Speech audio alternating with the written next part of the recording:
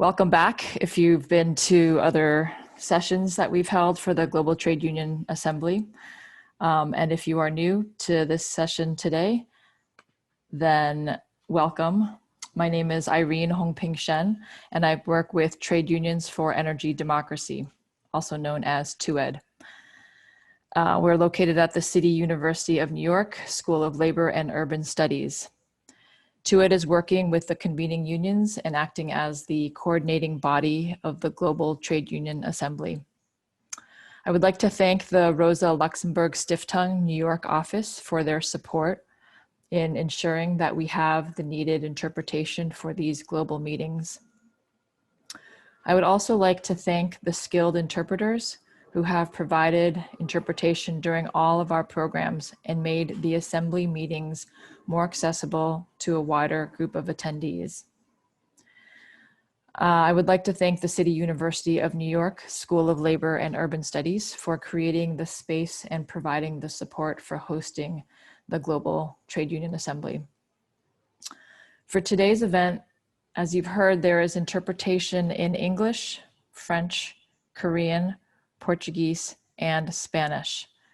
Please click on the interpretation icon at the bottom of your screen and select the language channel that you need. English speakers, please go into the English language channel. If you are listening to an interpreter and you do not want to hear the voice of the speaker from the floor, then you can mute original audio and you will only hear the voice of the interpreter. For today's program, we're asking that attendees please use the Q&A function, which is also found at the bottom of your screen. You can use this to type in any questions or comments, and you can also respond to each other's questions and comments. Can we see the next slide? You can hit that button where it says comment, and then you can respond to other people's questions and comments. If you hit the like, or you can like a question by using the thumb icon, and that indicates which questions or comments are supported by other attendees. Speakers will not be answering questions today during their presentations, but they may answer some using the Q&A function during the program. And we will also post some questions and comments from today's Q&A onto a website so anyone can respond to them even after today's program. And that website is being put into the chat. The organizers will use the chat to post information related to the program. So please look for links to resources and information in the chat. We are also sharing the link of written contributions for this session submitted by individuals and unions relevant to today's subject on finance. Thank you to all who made those submissions. We will also be posting that link directly into the chat. After today's program ends, we are taking a few volunteers to give feedback about the Assembly's process and content. You will be visible on Zoom where you will be recorded. If you're interested in participating, please plan to stay on Zoom at the end for an additional 15 to 20 minutes. There will be more details to follow after the program ends. And finally, a reminder to speakers to speak slowly and clearly so the interpreters can follow. The moderator of today's program will give speakers a 2-minute verbal prompt to wrap up your presentation. I now give the floor to John Treat, Special Programs Coordinator for Trade Unions for Energy Democracy at the International Program for Labor, Climate, and the Environment, City University of New York School of Labor and Urban Studies. John, take it away. Great. Thank you, Irene. Can you hear me okay? Loud and clear. Yep, great. Greetings, everyone. Great to have you on, and welcome to this 6th session of the Global Trade Union Assembly. My name is John Treat. As my colleague Irene said, I also work with Trade Unions for Energy Democracy based at CUNY, the School for Labor and Urban Studies. Our session today is Making Austerity History, Reclaiming Finance to Pay for the Future We Want. I've been part of the planning team for the session, and I wanted to offer just a few remarks to give some background and context before handing over to the moderator. Trade unions have long been at the forefront of analysis and campaigning around tax justice, debt, bank and corporate bailouts, military spending, and much more. Unions have also played a leading role in pushing back against claims by policymakers that we can't afford good public services like healthcare, education, public transport, postal services, and more. With the massive economic and social disruptions unleashed by the pandemic, questions about public services and public spending have become even more urgent. For many countries in the global south especially, the devastation has given fresh urgency as well to calls for cancellation of the massive debt burden still crippling many of them. And we are genuinely thrilled to have several key labor voices from both North and South on the program today who've been working on these issues for many years to share their experience and perspectives with us. Even before the pandemic, the conversation around finance was already changing in some ways. In the US, the introduction of proposals for a Green New Deal in late 2018 pushed questions around financing progressive policies right to the center of public debate. In the US and elsewhere, many such proposals have been shaped by an emerging body of economic thought called modern monetary theory, or MMT. MMT has both advocates and critics within the labor movement and the left more broadly. And our hope is that by introducing it into the session today, we might at least lay the groundwork for a serious debate across the labor movement about its meaning and possible implications for the important policy and campaigning work so many unions are already doing. And we're really pleased to have one of the leading MMT scholars working especially on its application in the Global South with us today. As with all of the sessions of the Assembly, we received a few written contributions for this session, which are available in several languages on the website and which we hope people will read and engage with. I want to single out two in particular for this session. The Workers' Solidarity Union, ELA, from the Basque Country, submitted a very succinct analysis of the current moment, and made a number of specific demands and proposals that go right to the heart of how we value work and life and how finance might serve those aims. The Canadian Union of Public Employees, CUPE, also submitted a very good paper on the role of public banking in addressing the current crisis. Again, you can find those on the website, and we would encourage you to take a look and engage.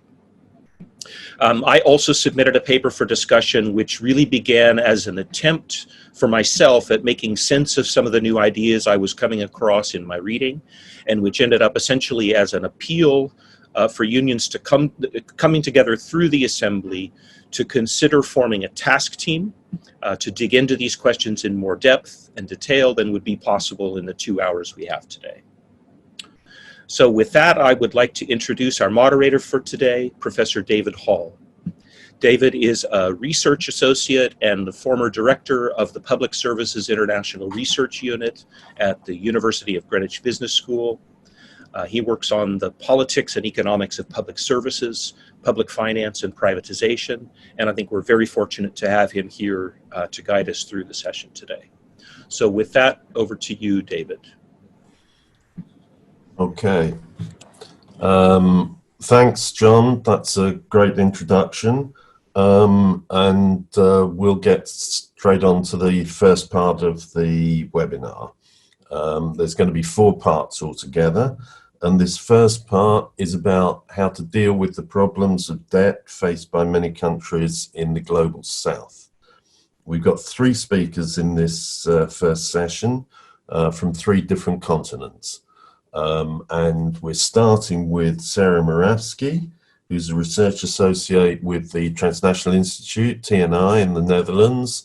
Many of you will be familiar with its work. Sarah, over to you, and you have 10 minutes. Okay, ready to go. Yes, there I am. Thank you very much. Thank you for this introduction, and I'm really delighted to be here and also thrilled to see so many participants here today. Go ahead, Sarah. You've got the Yes, floor. I'm unmuted now. So yeah, I'm sorry that my French is not fluent. Otherwise, I do it in French, but I'm going to do it in English. So thank you very much for attending this meeting. I want to tell you something about the global debt pile, especially in the global south, its causes and also solutions. And I want to discuss it in an international context. So what kind of multilateral order do we need to solve these issues?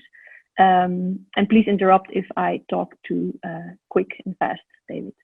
So I'm going to share my screen now.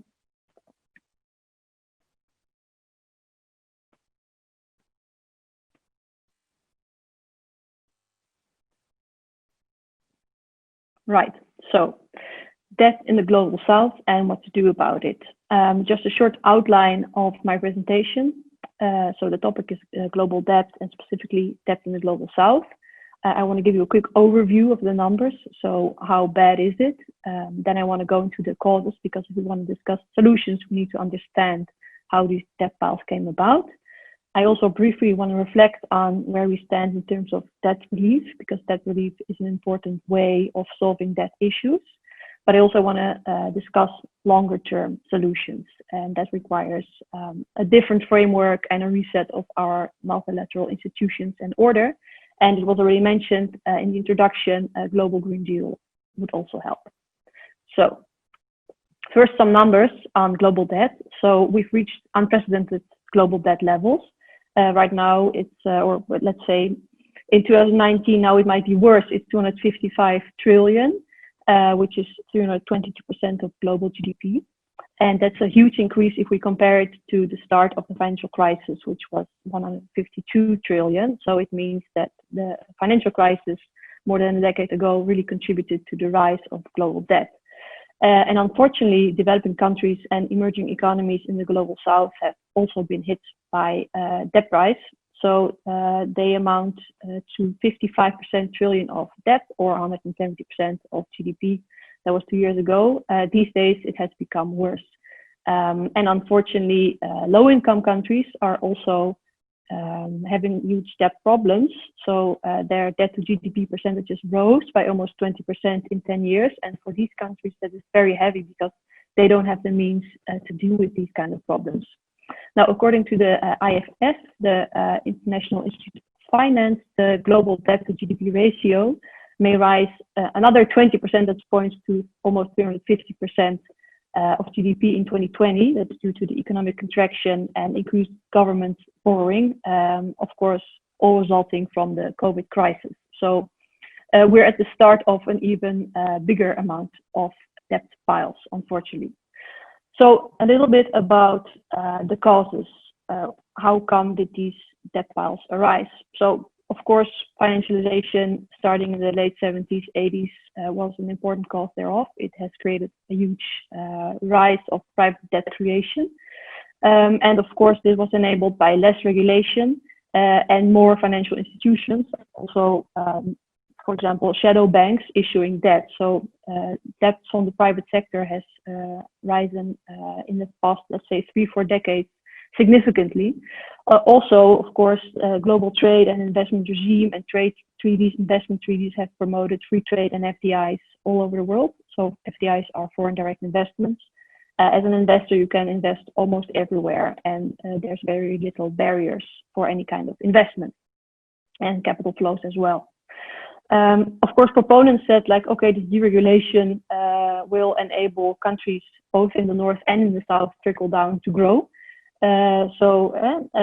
More deregulation, maybe more debt, but also more growth, but this has not occurred. So on the contrary, the growth rates for developing countries seem to be lower these days instead of higher. So those were broken promises. Now, a little bit about the causes. How did these debt piles come about? An important cause has to do with deregulation, which has caused a lot of unstable capital inflows. So capital flows, investment flows coming into countries.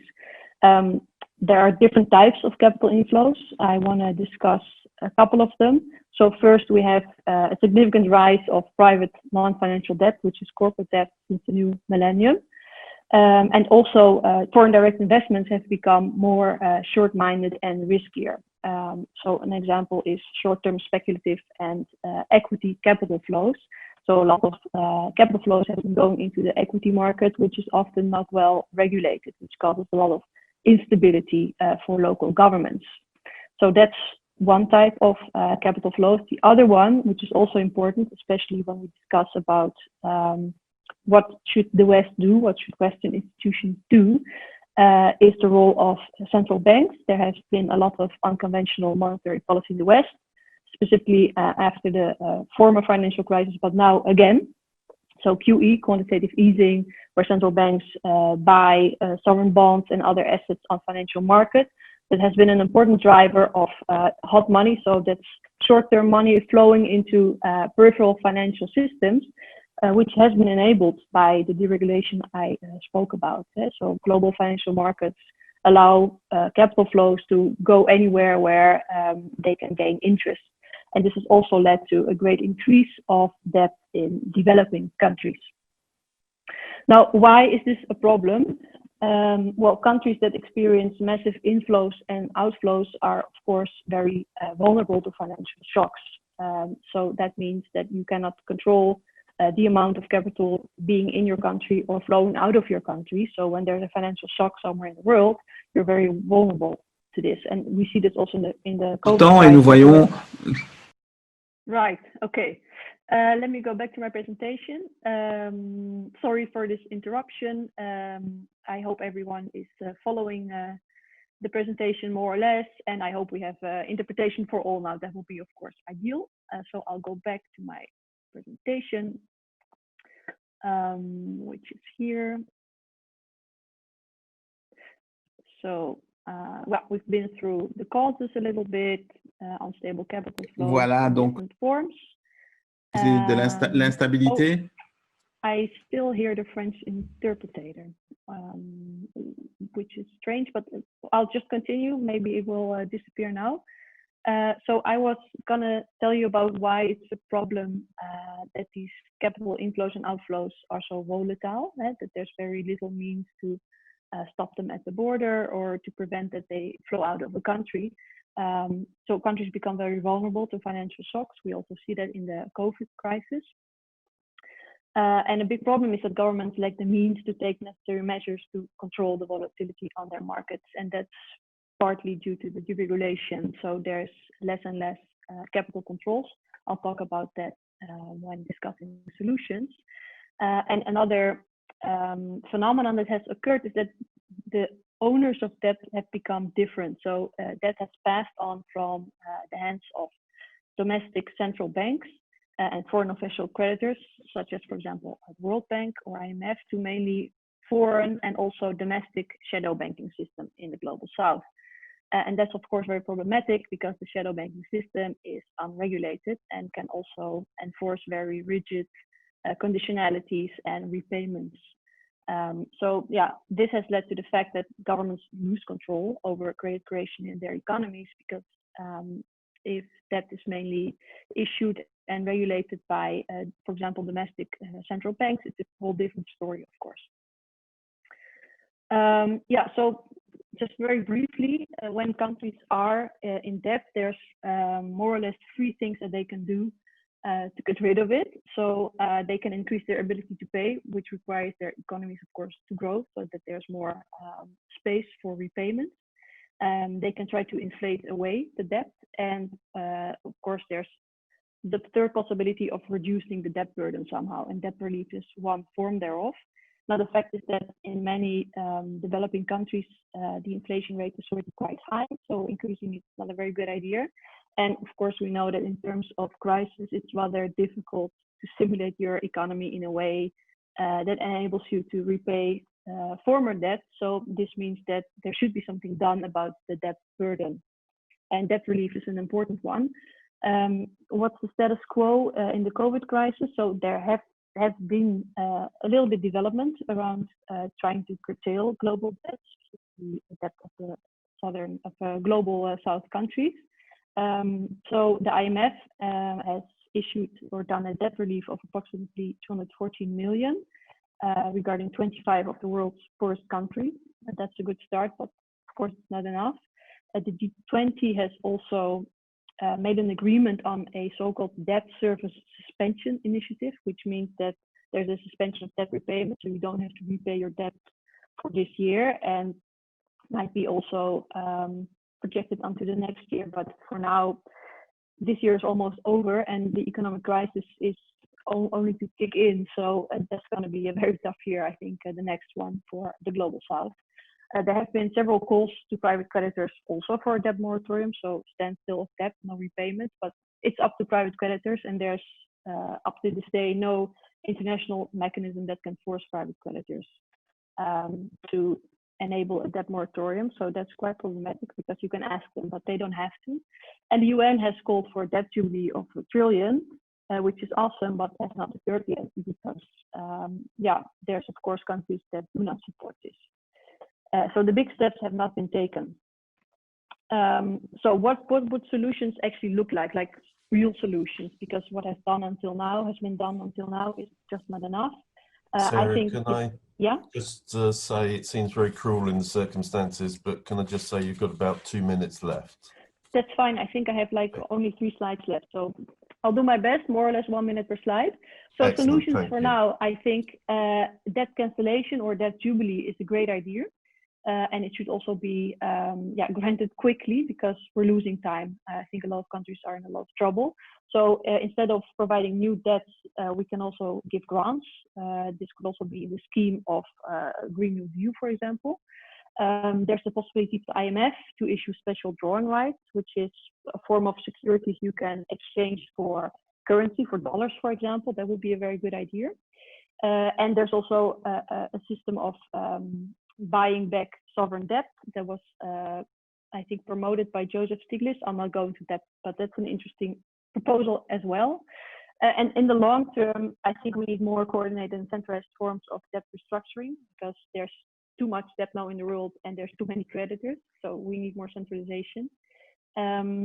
Also, a stronger role of regional development banks and central banks will be very important. Also, to ensure that developing countries are not too dependent on the dollar. We need capital taxes and also capital controls. Capital controls can regulate the inflows and also the outflows of capital from countries. So it can prevent that countries are hit by shocks like these. And of course, in general, we need stronger regulation of global financial markets and global trade. In order to get there, this is my last slide, a lot needs to happen, and I hope to discuss this with you in this session. I think we really need a new multilateral order, and multilateral institutions should have maybe new mandates or a new role. The IMF should check whether its policy doesn't undermine social and economic rights, for example, but should also focus maybe on these SDRs. As I mentioned, I think central banks can take on another role. The WTO has also a very negative role in terms of trade liberalization. So maybe the UNCTAD should be the organization that governs global trade, I'd say. And I think the Global New Green Deal is also very worthwhile to discuss. The best examples I've read are the Geneva Principles by Kevin Gallagher and Richard Kozul. I might maybe share them with you in the chat. My last slide is Crash Course Economics. This is a website which I'd like to show you. It's over here. So that's another forum where people are discussing issues like these. We had one series up until now, which was focused on monetary policy and central banks, and we'll have 2 more series this year. So if you're interested in following topics and looking at presentations by experts, be invited to join the discussion. Those are also very interactive sessions, and we've put them all online for you, and I'll quickly share the link. And that's it for now.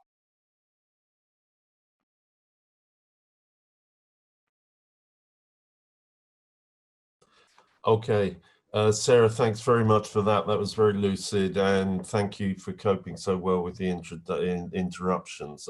We shall surely be coming back and discussing a number of the points you've made in the final session.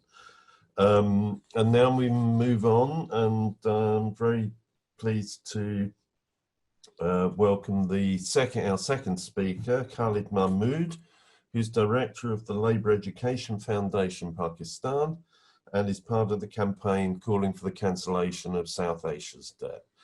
So Khalid, the floor is yours and you have 10 minutes. Thank you very much, comrades, and thank you, the Global Trade Union Assembly, for inviting me to this important webinar. I have been part of the different other webinars from this forum as well, and I think these are really good discussions, and I hope that these discussions will help us to set up a future agenda for the progressive global trade union movement. I'm asked to report on the campaign for the South Asian debt cancellation. This campaign is launched by the Committee for the Abolition of Illegitimate Debts, CADTM. And in South Asia, many activists, trade unionists, and left-oriented organizations are members of this campaign. The campaign is mainly talking about the pre-COVID economic and debt situation. My whole discussion actually will have some references about this pandemic and the situation after that. So this campaign is also talking about that, and then the present debt situation, crisis of the health and the health crisis of the healthcare system during the pandemic, and then its links with the debt. And this campaign also talks about the situation of labor and the way out of this situation, and finally the demands of the campaigns, of course, for the debt cancellation. If we talk about the pre-COVID economic and debt situation, it's important to understand that why we are demanding the debt cancellation. We need to understand the pre-COVID situation. Majority of the global economies were already in a situation of overproduction, stagnation, and even a recession, even before the COVID. Already in July 2019, the IMF reported that among low-income countries, 9 are over-indebted and 24 are close to that situation. The external sovereign debt in the countries of South is a source of concern, notably because of its dramatic increase within the last 2 decades. This is a huge impact. There is a huge impact of pandemic on the small businesses, informal sector, particularly the own account workers, which has generated the crisis of unemployment. And this, we're talking about the South Asia. This health crisis and its spilling economic consequences have plunged countries in South Asia in an unprecedented crisis, pushing millions of people into poverty. Additionally, the economic crisis means that export-dependent southern countries are finding it difficult to earn hard currencies. The remittances are going to reduce significantly, and low financial investments as well. This will put enormous pressure on the capacity of these countries to service the existing debts. The governments have already offered some bailouts for the corporations and the big businesses in South Asia. Now, what is South Asia and where is South? I mean, you all know where is South Asia, but South Asia is the world's a quarter of the population. It's 1/4 of the world's population, and 1.944 billion people live in South Asia. And if we talk about the South Asia debt situation, the complications of the pandemic are compounded by the public external debt of the regional economies. That has almost doubled between 2009 and 2018. And that figure is from 366 billion US dollars to now 730 billion US dollars. This debt is imposed by the international financial institutions with the complicity of the ruling classes in our countries. It is noted that most countries spend a huge proportion of their revenues in debt servicing, with Sri Lanka and Pakistan having the highest debt to GDP and also the debt to revenue ratio. At present, the debt to GDP ratio of Pakistan is 94%. The debt crisis will, of course, increase an already bad condition with respect to the capability of these countries to pay back their loans. The South Asia itself was already one of the poorest regions. If the present debt burden is not relaxed, the countries in this region will be more vulnerable and trapped in the crisis. Now, the region faces enormous challenges to deal with the COVID-19 and the post-pandemic situation. The major concern for the region is obviously the frail healthcare system. The daily news of deaths and infections has intensified the virus fears, compounded by the absence of a viable public healthcare system. So why we do not have viable public healthcare systems in our countries? This is, of course, one of the main reasons is that we are always paying back the loans and due to the debt servicing. In the region, this disaster is aggravated by aggravating the already existing insecurity and precariousness. In whole South Asia, more than 80% workers are working in informal economy. This means that they have no job contracts, no social protection, and no guarantee for the minimum wages. If now I'm moving towards a specific situation of Pakistan, because information about Pakistan is not often available to our comrades. So if we talk about Pakistan, in order to avoid an imminent bankruptcy in May 2019, the Pakistani government signed a deal with the International Monetary Fund that stipulated harsh austerity and cuts to social spending, including the health sector.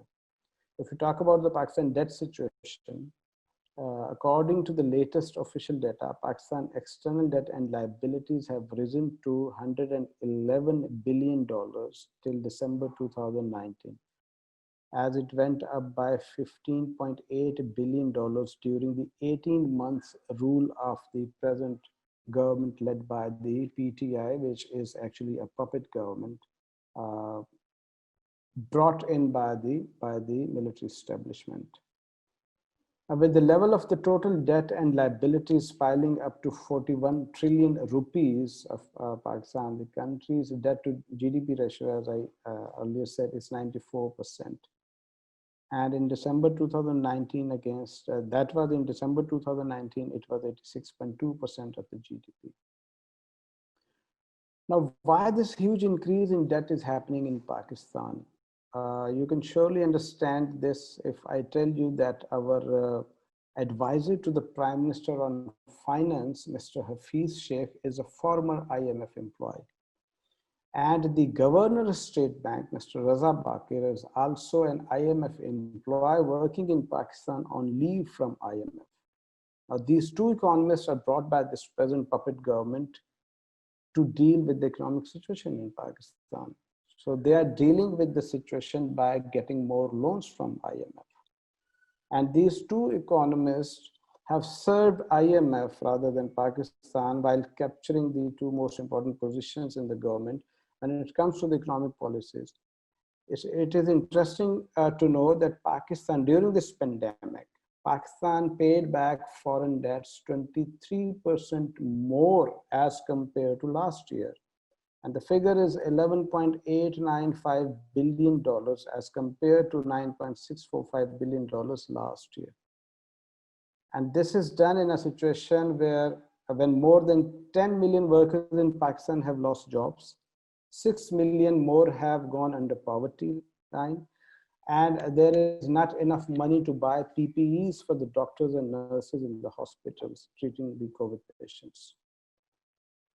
Pakistani authorities actually made a very bad start to the coronavirus response, using the crisis to push through an IMF agenda of hospital privatization. You've got 2 minutes left. Okay, yeah, that's fine. Faced with the protests by the health professionals, the government immediately opted for repression, showing that it is considered healthcare.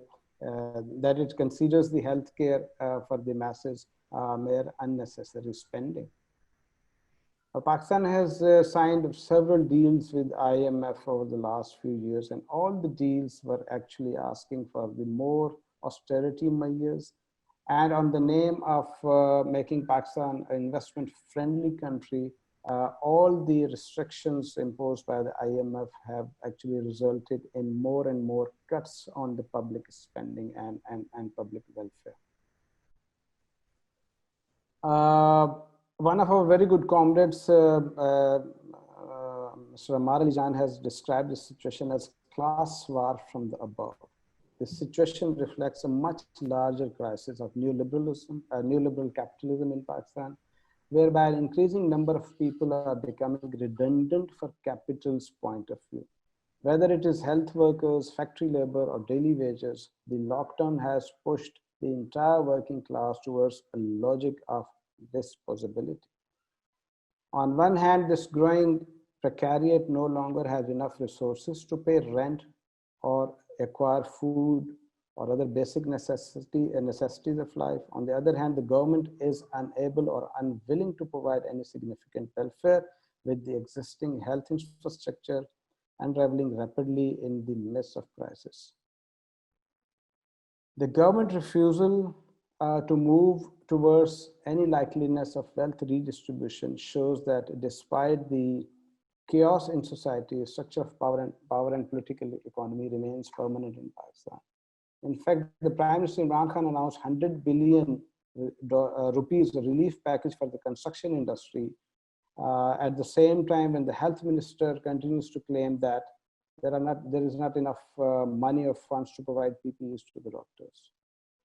So this is a situation where Pakistan is now, I can tell you a little more that last year the PTI government cut higher education commission budget from 35 billion to 29 billion, and many universities were forced to close down their PhD programs. In the same year, this year, there has been no increase in the higher education commission budget, but despite the deepening crisis of the higher education, yet the defense budget has been increased by 11.85%. So this is a situation not only in Pakistan, in India, you can see also during this pandemic, there have been talks and there have been measures to revise the labor laws where the minimum wages and all other, sorry. So, can I ask you to wind up now? Thank you. Yes, please. So in India, we see the same situation where the labor laws are being undermined. In Sri Lanka, we see the same situation. And in Bangladesh, we have seen that the country is facing huge crisis during this pandemic. And all these governments in South Asia are actually servicing or serving best to their masters in the institutions like IMF and the World Bank, and they are day by day, their policies are increasing the austerity measures and they are cutting on the public spending. So this is a situation from South Asia. That is why we are asking for the cancellation of all the illegitimate debts of South Asian countries. Thank you very much. Thanks very much indeed, Khalid. And that was a very important presentation and about South Asia in general, obviously, and about Pakistan itself. The population of Pakistan is half the size of the EU. And we're now going to hear from someone speaking from another country, half the size of the EU, on behalf of Africa. That is, we're going to hear from Hawa Mustafa, who's an economist and researcher with the Nigerian Labour Congress, and she's the focal person for the African Labour Research Network, but she's with us today in her capacity as a trade union economist and researcher, rather than speaking for the institutions. So thanks, Hawa, and thanks for your patience, and you have 10 minutes. Okay, thank you very much. I would like to start by also expressing my gratitude to the organizers of this forum because this topic is appropriate and timely. This is especially so at the current, as the current global health pandemic has further exposed The irony of a world that is so rich in human and natural resources, yet it is surrounded by pervasive poverty everywhere, especially Africa. The increase in inequality and vulnerability, especially in the Southern globe. At the same time, a few people and businesses are making stupendous profits and wealth, especially in the Northern globe. This says much about the unfair global rules and practices of trade, exchange, and production. I believe that the burden of debt and its consequences are more glaring in the South. So, of course, my intervention is focusing more on the African debt crisis.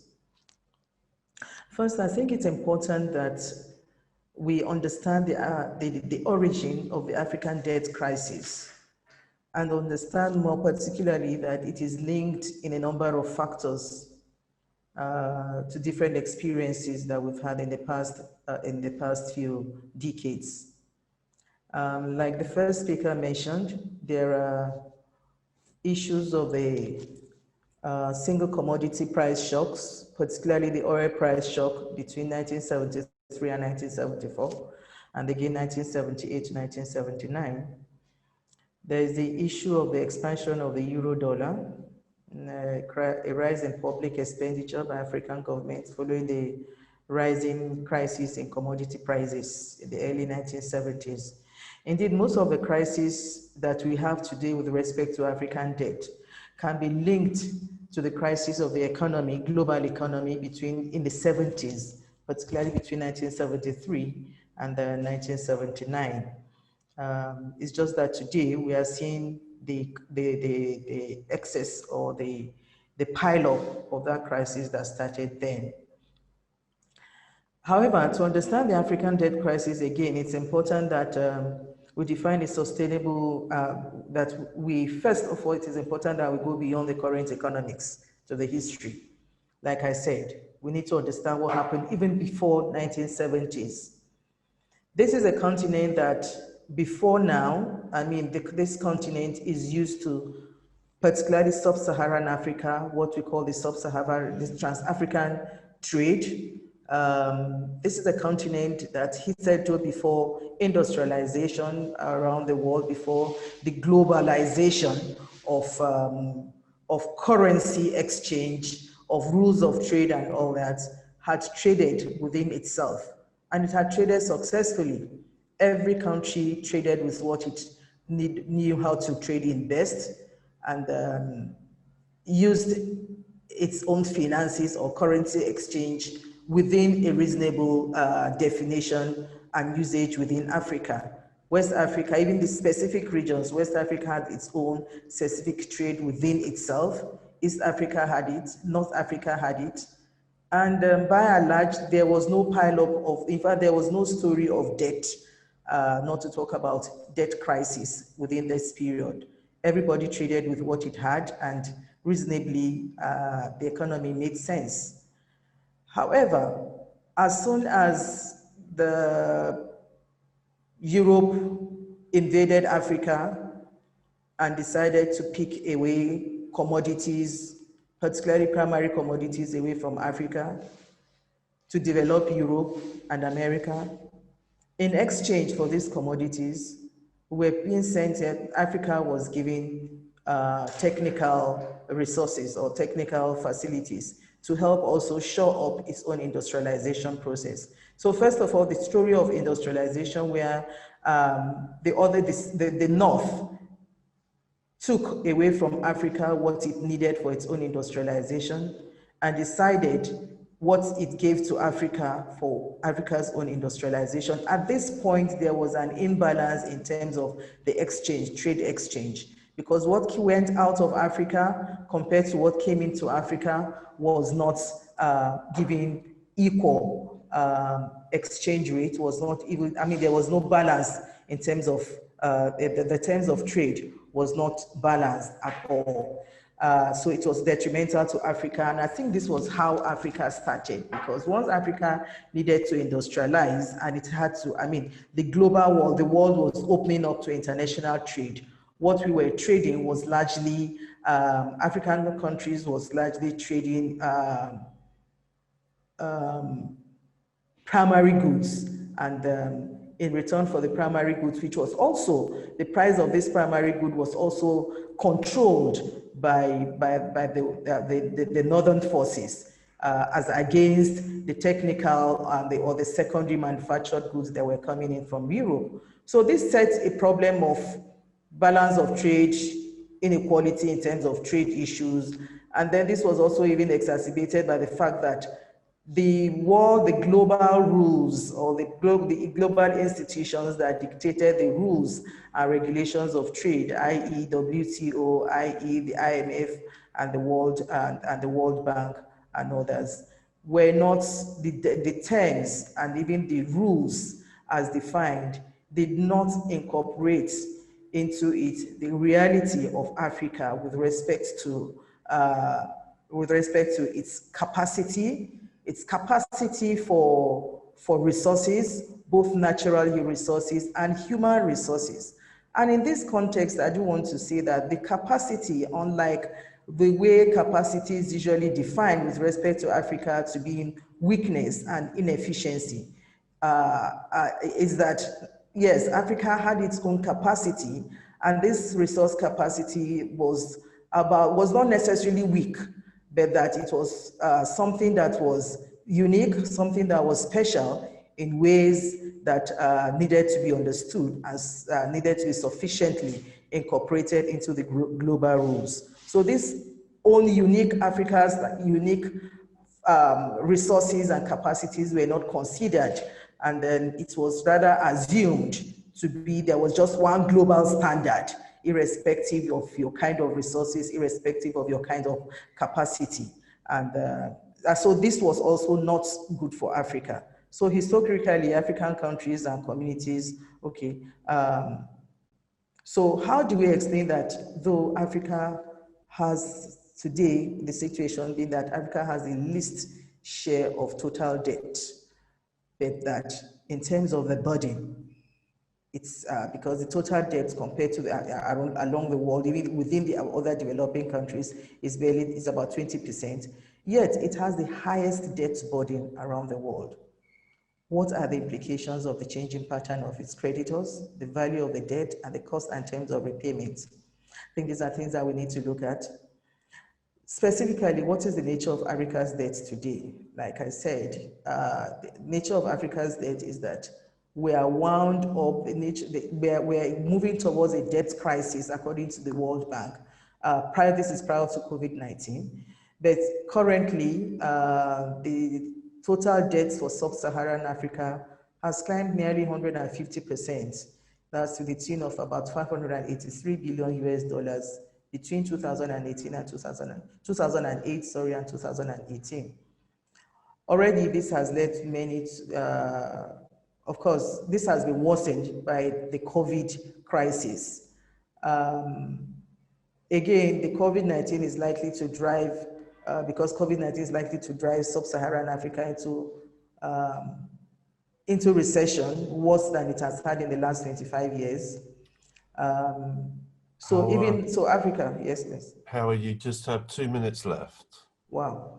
So Africa, even as it has the lowest crisis, like I said, it has, it has the worst burden. It has the lowest in terms of total debt stock, but in terms of the burden, it has the highest. And what is the reason for this? I think I will just quickly go to what is the reason for the worrisomeness of the current debt worrisomeness of Africa's, what is the reason for the current worry for Africa's debt? The principal first challenge is that there is a high debt to GDP ratio, which is very unsustainable. The second is that there's a high fiscal deficit. That's of course, the gap between the spending and the revenue. Currently, Africa, specifically in Nigeria is using about 30% of its revenue budget to service debt annually. This is unsustainable.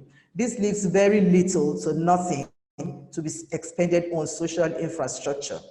The third challenge is that the high cost of borrowing with interest rates, which is currently between 5% and 16%, is rather too high and not sustainable for the level of capacity and the demand, the development demands of Africa at this level. So I'll just quickly go down to recommendation.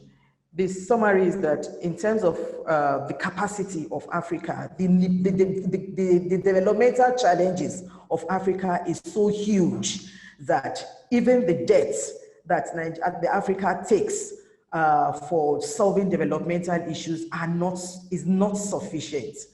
This is apart from the fact, and then the cost of the borrowing is even putting more burden. So it's not so much as in the amount of the pile of debt to Africa, but it's much more about the cost of that debt. That cost of debt is even further plunging Africa into poverty. The recommendation is that there's a need for us to better manage the debt that is significantly coming into Africa. Manage it in terms of where do we borrow from? What are the terms of the borrowing? What is the characteristic of this debt? What is the usage of this debt? Debt must be used for productive means so that the cost of the debt itself, the use of the debt itself can generate the cost of paying for that debt. But what we do in Africa also, issues of corruption, of course, cannot be removed from the way that debt is mismanaged in Africa. But at the same time, there are also issues of tax justice, in which case the issues of tax justice is about the default by those who claim to want to assist Africa. Companies from countries, from areas, from agencies that claim they want to assist Africa, also giving with one hand, taking away with one hand what they give Africa with another hand. And that is where some of the critical issues lies, that tax justice needs to be addressed critically and urgently in Africa. We need to also understand the issues, the detrimental effect of illicit financial flow in Africa. Illicit financial flow in Africa, Africa on the average uses about $60 billion annually. And if you compare this to the amount that comes to Africa in terms of either foreign direct investment or annual borrowings, I think the gap is such that we need to further look inwards to how we resource, first of all, block leakages, and then also look at how do we mobilize local resources, particularly to deliver on progressive developmental goals. Progressive developmental goals are defined as critical physical infrastructure, productive infrastructure, infrastructure that is going to use the human capital and even assist to develop more relevant human capital, infrastructure that is going to help to harness and adequately help the trade within Africa. For instance, particularly now we have the AfCFTA, the African Continental Free Trade Agreement. For us to make a good success of that multilateral trade system in Africa, we need a system, we need not just borrowings, we need in fact outright debt cancellation.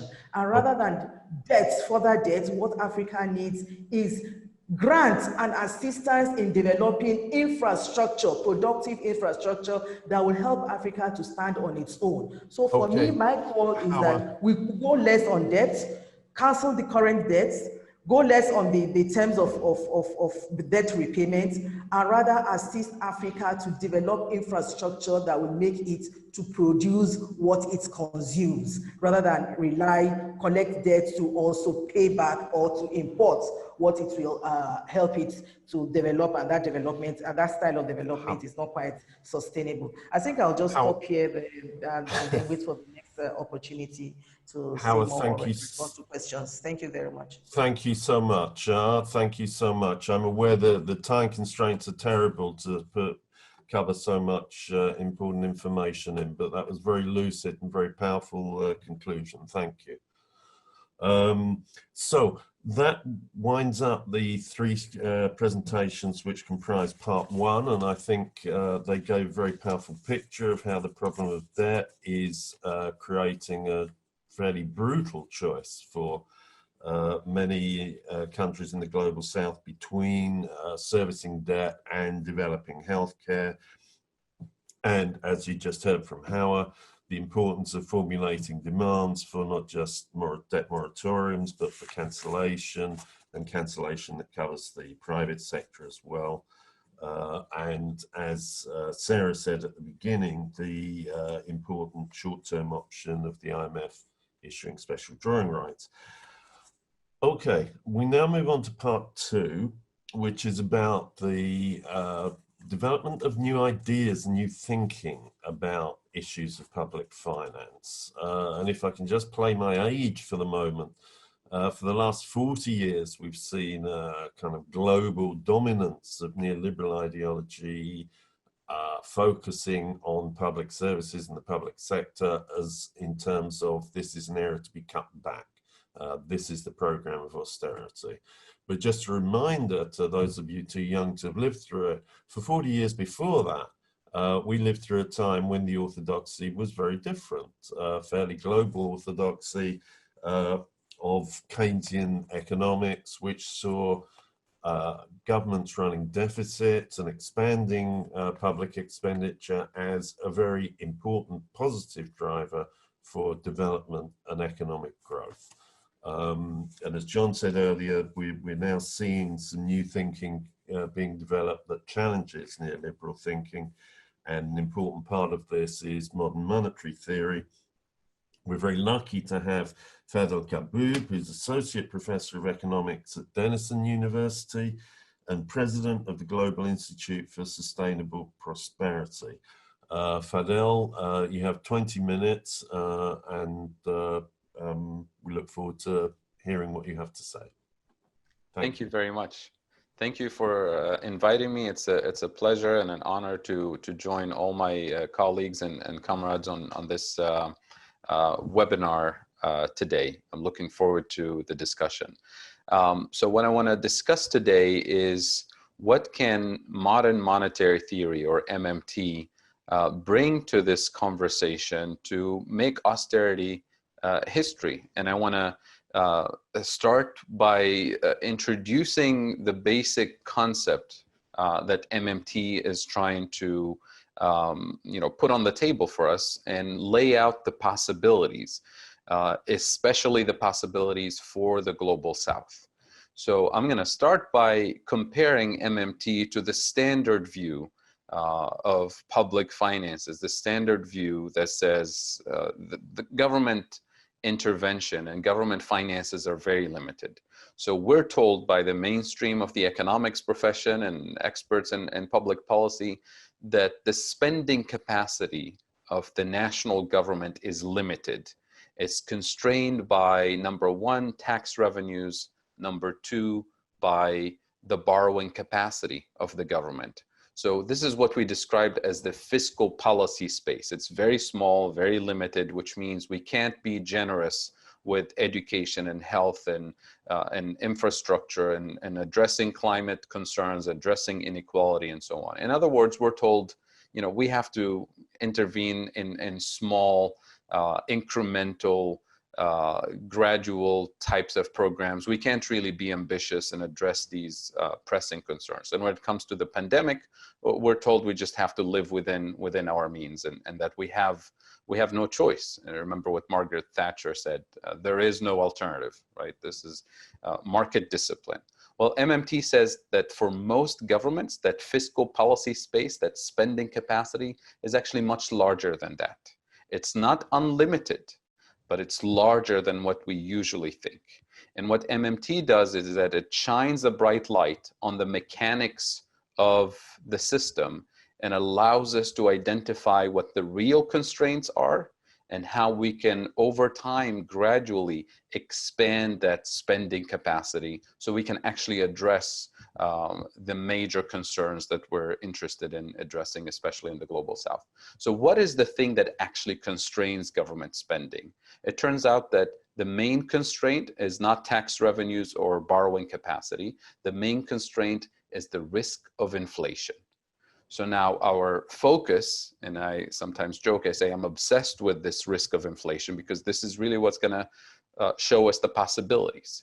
The risk of inflation, according to MMT, according to modern monetary theory, is determined by two things. The first one is the availability of productive capacity. In other words, do we have the skilled labor? Do we have the technology, the machinery, the equipment, the raw materials to expand our productive capacity? And if those things are available, then the risk of inflation will not be a problem when we increase government spending on public services and so on. But if we increase government spending and we run out of productive capacity, then inflation will start to materialize. The good news about that risk of inflation is that it can be dealt with industrial planning, with strategic decisions made ahead of time. For example, if we discover that we have productive capacity shortages in domestic food production, then we should invest in food sovereignty. Then we should develop an agricultural policy that increases productive capacity domestically, so we don't hit that inflation barrier, which means you have to have the Ministry of Agriculture, you have to have the Ministry of Industry, you have to have your Ministry of Energy and Renewable Energy, hopefully, do the right investments ahead of time to expand the productive capacity so that we don't hit that inflation barrier. The good news about this is that productive capacity is producible. We can train people, we can produce more productive capacity, which means we can push that productive capacity to higher levels so that we can increase the fiscal policy space. And the good news is that it creates a lot of jobs to actually do that. The second risk of inflation has to do with market power, or what I describe sometimes as abusive market power. In other words, you have key players in the economy who can raise prices and push up inflation because they can, or because we let them, because lawmakers fail to regulate their market power. And that kind of inflation risk is not going to be eliminated with more austerity. It's not going to be eliminated by spending less. That kind of inflation risk can only be eliminated by taxing and regulating their market power out of existence. In other words, we have to have government policy and regulators and policymakers who are courageous enough, who are bold enough to tax and regulate that market power out of existence, to democratize the market, to make it more competitive. And once you do that, you take that very limited fiscal policy space that we're told we're constrained by, and you start to remove those forces that suffocate the fiscal policy capacity of the government, and you start increasing the fiscal policy space for the government. Of course, that degree of fiscal policy space varies from country to country, depending on the composition of market power that you have domestically and externally, also the external corporate power, and depending on the availability of productive capacity. So this is kind of the starting point for the MMT analysis. And MMT tells us that not all governments have the same fiscal policy space, not the same fiscal policy capacity. And as my colleagues have discussed over the last few minutes, it turns out that countries in the global south have a limited fiscal policy space because of the weakness in what we call their degree of monetary sovereignty. And monetary sovereignty is typically limited for the global south countries, for developing countries in particular, because of external debt. So we have to be very clear in distinguishing between the components of the national debt. Debt denominated in the national currency can always be managed, can always be serviced. But debt denominated in foreign currencies, in dollars and euros and British pounds and Japanese yen, those are real financial burdens on developing countries that can only be paid by generating dollar revenues, either through exports, foreign direct investment, tourism revenues, opening up your financial markets for foreign, capital investment via remittances from workers that your own workers that you send abroad, who send money back home. And the thing about these strategies that most developing countries have followed, and the IMF and the World Bank told us, you need to privatize state-owned companies, encourage tourism, encourage exports, encourage FDI. All of those policies turned out to be essentially a trap disguised as a solution for the external debt problem, for the trade deficit problem. So first, let's talk about why is this actually necessary? Why do countries have to sacrifice part of their monetary sovereignty and borrow in foreign currencies? Well, it turns out to be that the source of it is structural deficiencies that most developing countries have. And those can be categorized in three areas. One, the lack of food sovereignty. Developing countries end up importing a lot of food. Number two, a lack of energy sovereignty, importing a lot of energy, primarily fossil fuels. And this is, by the way, true even for countries who are major exporters of petroleum, for example. Why? Because they end up exporting crude oil and then importing refined petrochemicals, gasoline and kerosene and other petrochemicals, which means you're exporting low value added content and you're importing high value added content, which is the third structural deficiency that most developing countries struggle with, which is a mismatch between the value added content of what you produce and what you import, which means with these three deficiencies, lack of food sovereignty, lack of energy sovereignty, and an industrial mismatch in terms of the value added content, you end up in a trade deficit situation, which immediately puts downward pressure on your exchange rate, on the value of your currency relative to the dollar, relative to the euro. And when that happens, if you allow the exchange rate to fall relative to major currencies, the next morning, if you're importing food, if you're importing medicine, if you're importing fuel from the global economy, you're importing those things at higher prices, which means you're importing inflation to your domestic market, which means if those dynamics go unchecked, you're going to be facing protests, food riots, social protests demanding more affordable food, more affordable medicine, more affordable basic necessities. So in order to artificially fix the exchange rate at an artificially stable level, which is what most developing countries do, their central bank or their Ministry of Finance has to borrow in dollars and euros in order to artificially lift the value of the exchange rate. So now you have your entire public policy is obsessed with generating export revenues, generating tourism revenues, generating dollars and euros at any cost, which may include privatizing the airports, privatizing the airline, privatizing public utilities, the water and electric companies, the telecom. So all of those solutions that I mentioned, quote unquote solutions, tourism, FDI, privatizing state-owned enterprises, end up being traps. Why? Because if you're focusing on tourism and you bring millions of tourists to your country, number one, you have to feed them, so you end up importing more food. Number two, you have to house them and transport them and heat and cool buildings for them, so you end up importing more fossil fuels, which are two of the key deficiencies that are part of the problem in the first place. So what seems to be a solution, accelerating tourism revenues, turns out to be the thing that accelerates your imports of food, accelerates your imports of fossil fuels and so on. And you're not the only country inviting tourists to your beautiful country. There's 120 plus other countries who are doing the same and racing to the bottom to attract tourists at the lowest cost and subsidizing hotels, subsidizing the real cost of tourism.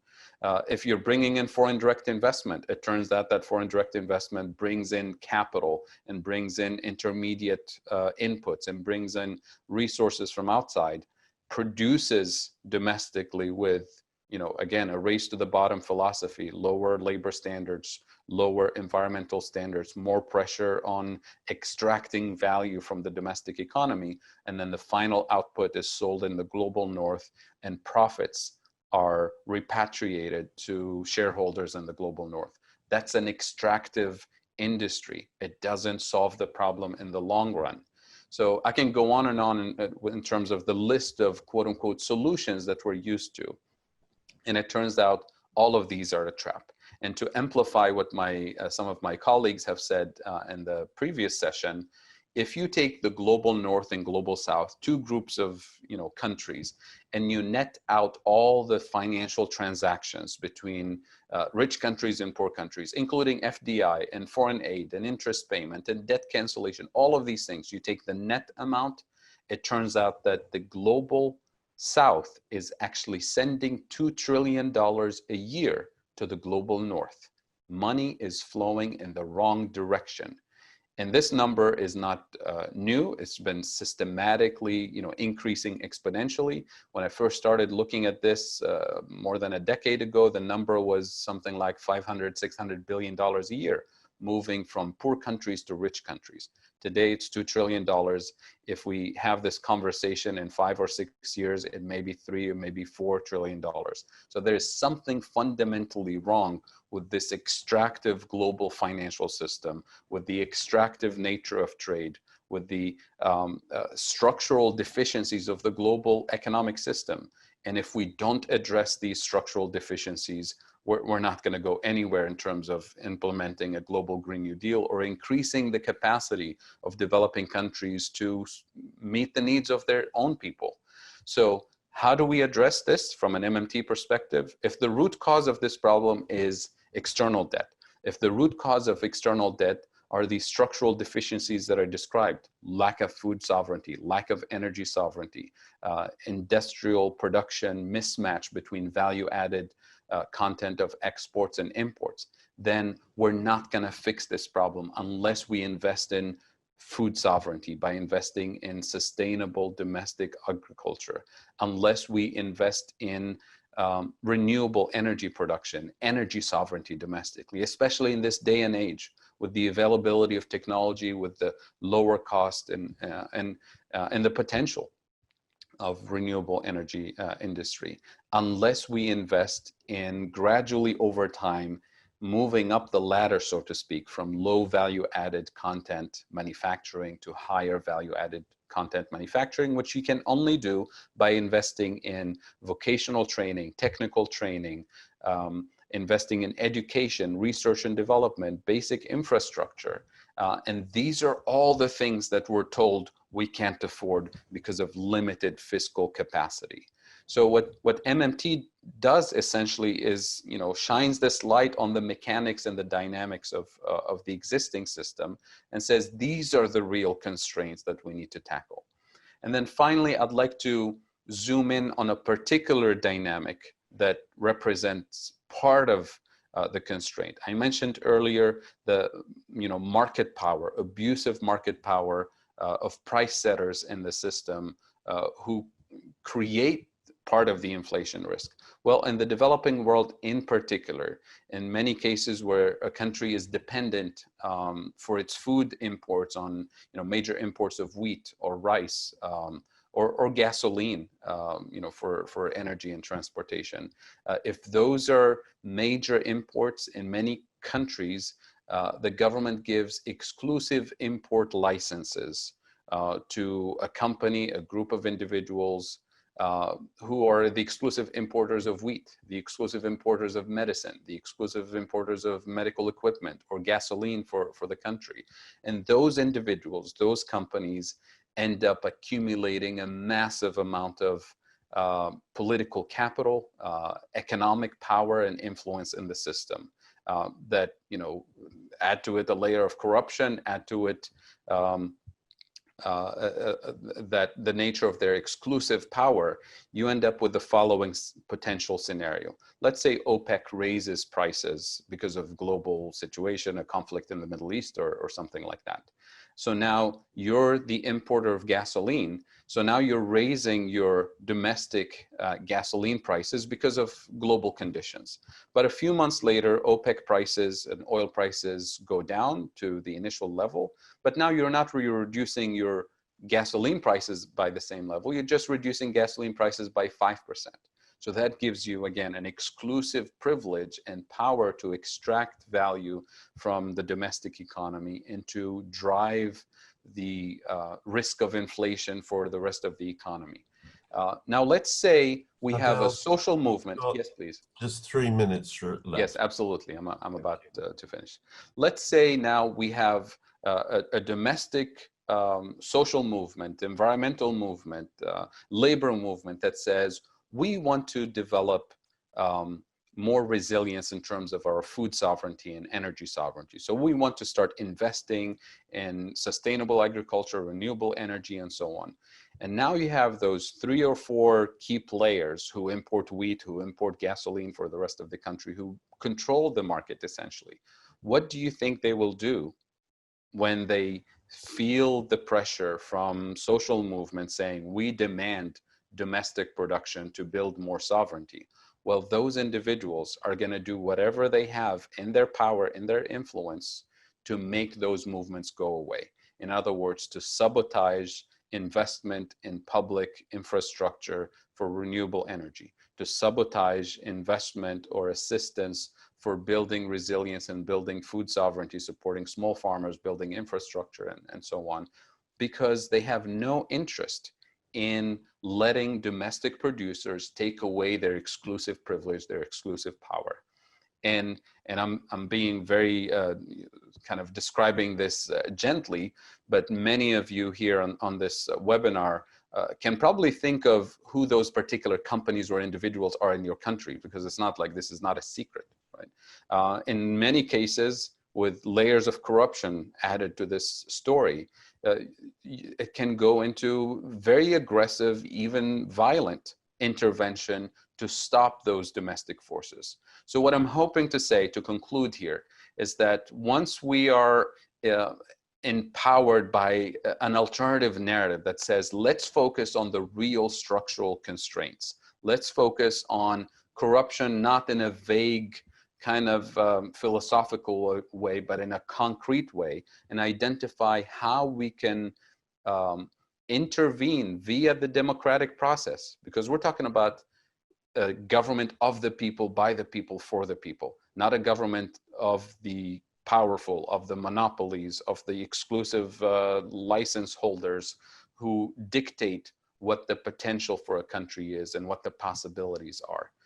So I'm inviting all of you to join us in rethinking this discourse about the limits of actual fiscal policy and what the possibilities are. And I truly believe that a better system is within reach if we clearly identify what the actual constraints are and move away from the myth of the deficit and the fiscal policy constraints that we've been fed over the last 3 or 4 decades. And I posted in the chat box, just to close here, that we're releasing an open letter on African economic and monetary sovereignty on Saturday, and it's going to be published in 50 languages in a variety of outlets. If you're interested in seeing the letter before it's published and signing it, we have more than 500 people from around the world who signed it. Please send me an email and I'm happy to share it with you immediately. Thank you again for listening. I'm looking forward to the conversation.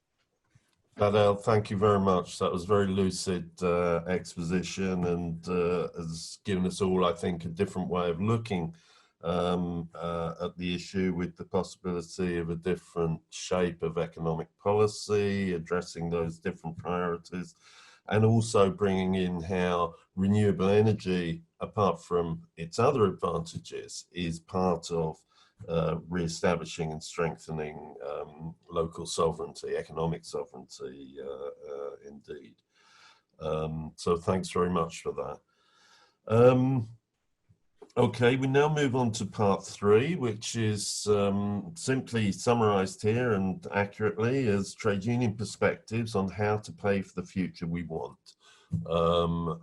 Looking at both national and international level. And we've got 2 contributions here.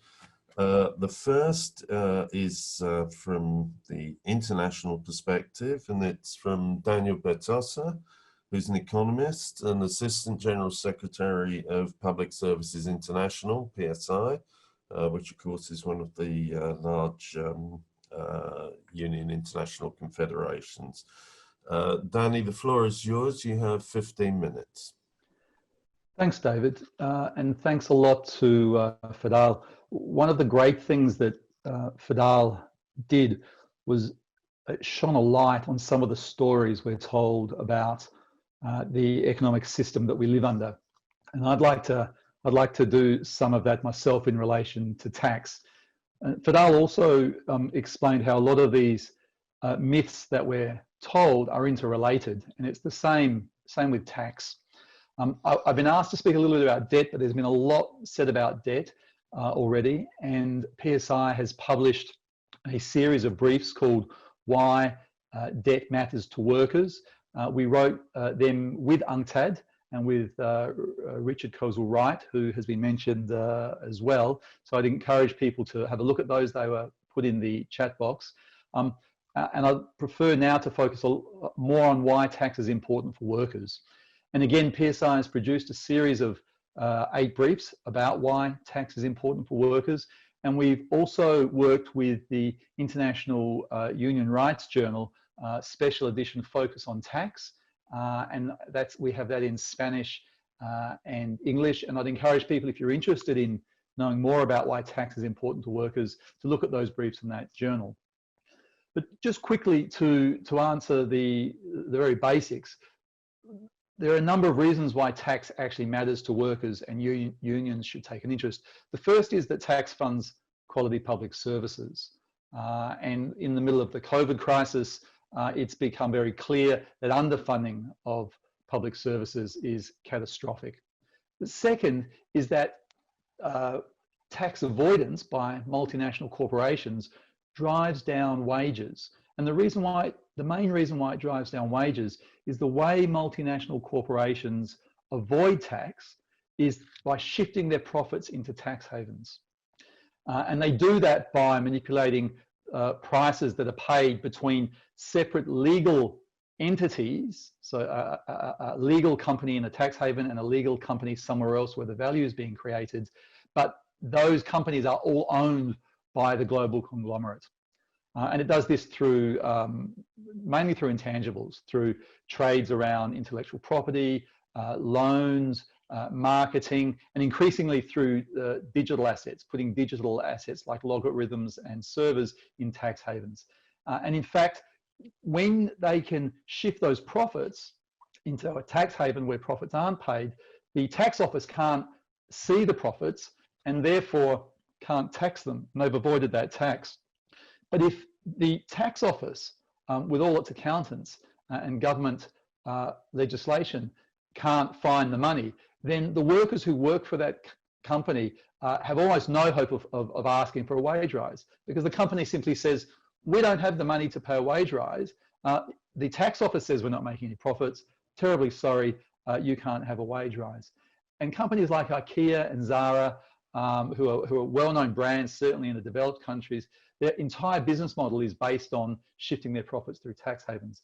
But it also occurs in developing countries, and there's a very, very tragic case of it to do with the company Lon Min in South Africa a few years ago. And many will be familiar with the Marikana massacre, where rock drillers who were striking for increased wages were massacred, and quite a lot were killed. And in fact, when the Commission of Inquiry was set up to look at that massacre, one of the things that Commission of Inquiry asked was, were the wage demands of these workers unreasonable? And they expected to find, yes, they were unreasonable. They were asking for just too much. But in fact, what they found was that the company, Lon Min, was shifting 250 million rand every year to Bermuda and then on to the City of London to avoid taxes. And that if that money had been kept in South Africa, that could have doubled the wages of those rock drillers and probably avoided that crisis. So the process of shifting taxes out of a country has the double problem of driving down wages. Thirdly, it undermines development, and there's a positive correlation between the tax take of countries and the level of development. And that shouldn't surprise anyone, because the things that governments do make business work better. They provide education, infrastructure, and legal systems. And the amounts that some developing countries are losing is enormous. Zimbabwe loses about 31% of its government revenues. The Philippines loses about 30%. Costa Rica, 22%. But finally, what tax does is it redistributes wealth. And a functioning progressive tax system can decrease inequality. Because ultimately with tax, it's who pays the tax that counts. And what tends to happen is that wages on work, taxes on wages on workers and consumption taxes are taxed heavily, but unearned incomes like property and shares and capital gains and dividends, there are not very high taxes on those areas. And whole industries of accountants and lawyers have sprung up to avoid very wealthy people paying tax on that unearned income. And this comes to the last important point about taxation, and Fidel alluded to this as well. If you have rising inequality, you have rising concentration of wealth. And with rising concentration of wealth comes massive economic power, and that can be used to capture political processes. And that's anti-democratic. And a tax system, a functioning tax system, can help with that. And to give you some idea of the size, we don't know because of all the secrecy, but we think there's about 30 trillion US dollars in tax havens. And that's about a third of all global assets. And as Fidel was saying, there is more tax revenue avoided, that is sent out of Africa, than the total amount of aid that goes into Africa. So it means if we just fixed the global tax system for corporations and allowed African countries to collect the tax, they could double their aid for development. But more importantly, it would be tax revenue that came without the conditionalities of foreign aid or loan conditionalities. We would be doubling the amount of money for development, but we would also be increasing the democratic control of African countries. And so if there's one thing I want people to take away, is that tax is about power. People with power tend to pay less tax, and people who don't have power, often workers and the poor, tend to pay more tax. And that is part of a process of financialization and extraction that exists in our current economic system. And COVID has actually shone a light on some of these. And one of them is in the care system, and PSI has been working on this. And when you deliver care in your economy, you can either set up a care system that is designed to look after the vulnerable, or it's designed for profit. And in most parts of the rich world, the system is designed to create profit. It's been privatized, or it's been established in private sector. And what that does to maximize profits is these operators, they want to drive down wages, they want to create precarious employment. And what we've seen in a lot of these care homes is that the workers there need to work 2 or 3 jobs to survive, and that the moving between care homes has spread the COVID. It also drives down care levels. There's a lack of safety procedures, and there's less personal protective equipment as cost-cutting measures. Yet these same companies take massive amounts of government subsidies. And our research has been showing that they take these subsidies and then they hide their profits overseas and they don't pay tax. And that results in a redistribution from taxpayers to the wealthy. And to give an example, but it also drives down the actual care in those homes. And so in Ontario and Canada, we've seen that 82% of the deaths in care homes come from the private care homes, even though they've got less than half the beds of the public care homes. In Melbourne, Australia, the epicenter of COVID, 45% of all deaths to do with COVID are through care homes. And all of them, 100%, are private care homes. None of the 180 public care homes have had any COVID deaths. Yet, despite this, the 6 largest care home providers received $2.2 billion in government subsidies. They recorded $210 million in profit and hundreds of millions in payments to investors and executives. So what this shows is that the tax system is part of an overall system that extracts wealth out of the economy instead of creating it.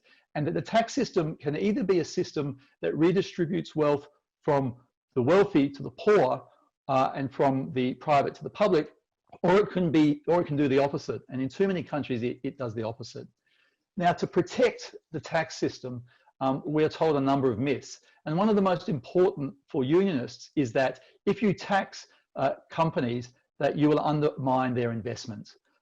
That if you raise taxes on corporations, that investment will flee. But in fact, the OECD itself, when it surveys large multinational corporations, shows that the level of taxation is a long way down the list that multinationals themselves say is important in their investment decisions. What they want are things like stable courts, infrastructure like ports, access to markets, access to natural resources, an educated workforce. And most of these things are either unable to be changed by governments, such as access to natural resources, or things that government spending actually provides. The other thing that companies will tell us is that nothing can be done. It's impossible to fix. But in fact, that's not the case. As I explained before, the way in which these corporations dodge their taxes is by manipulating transactions between companies.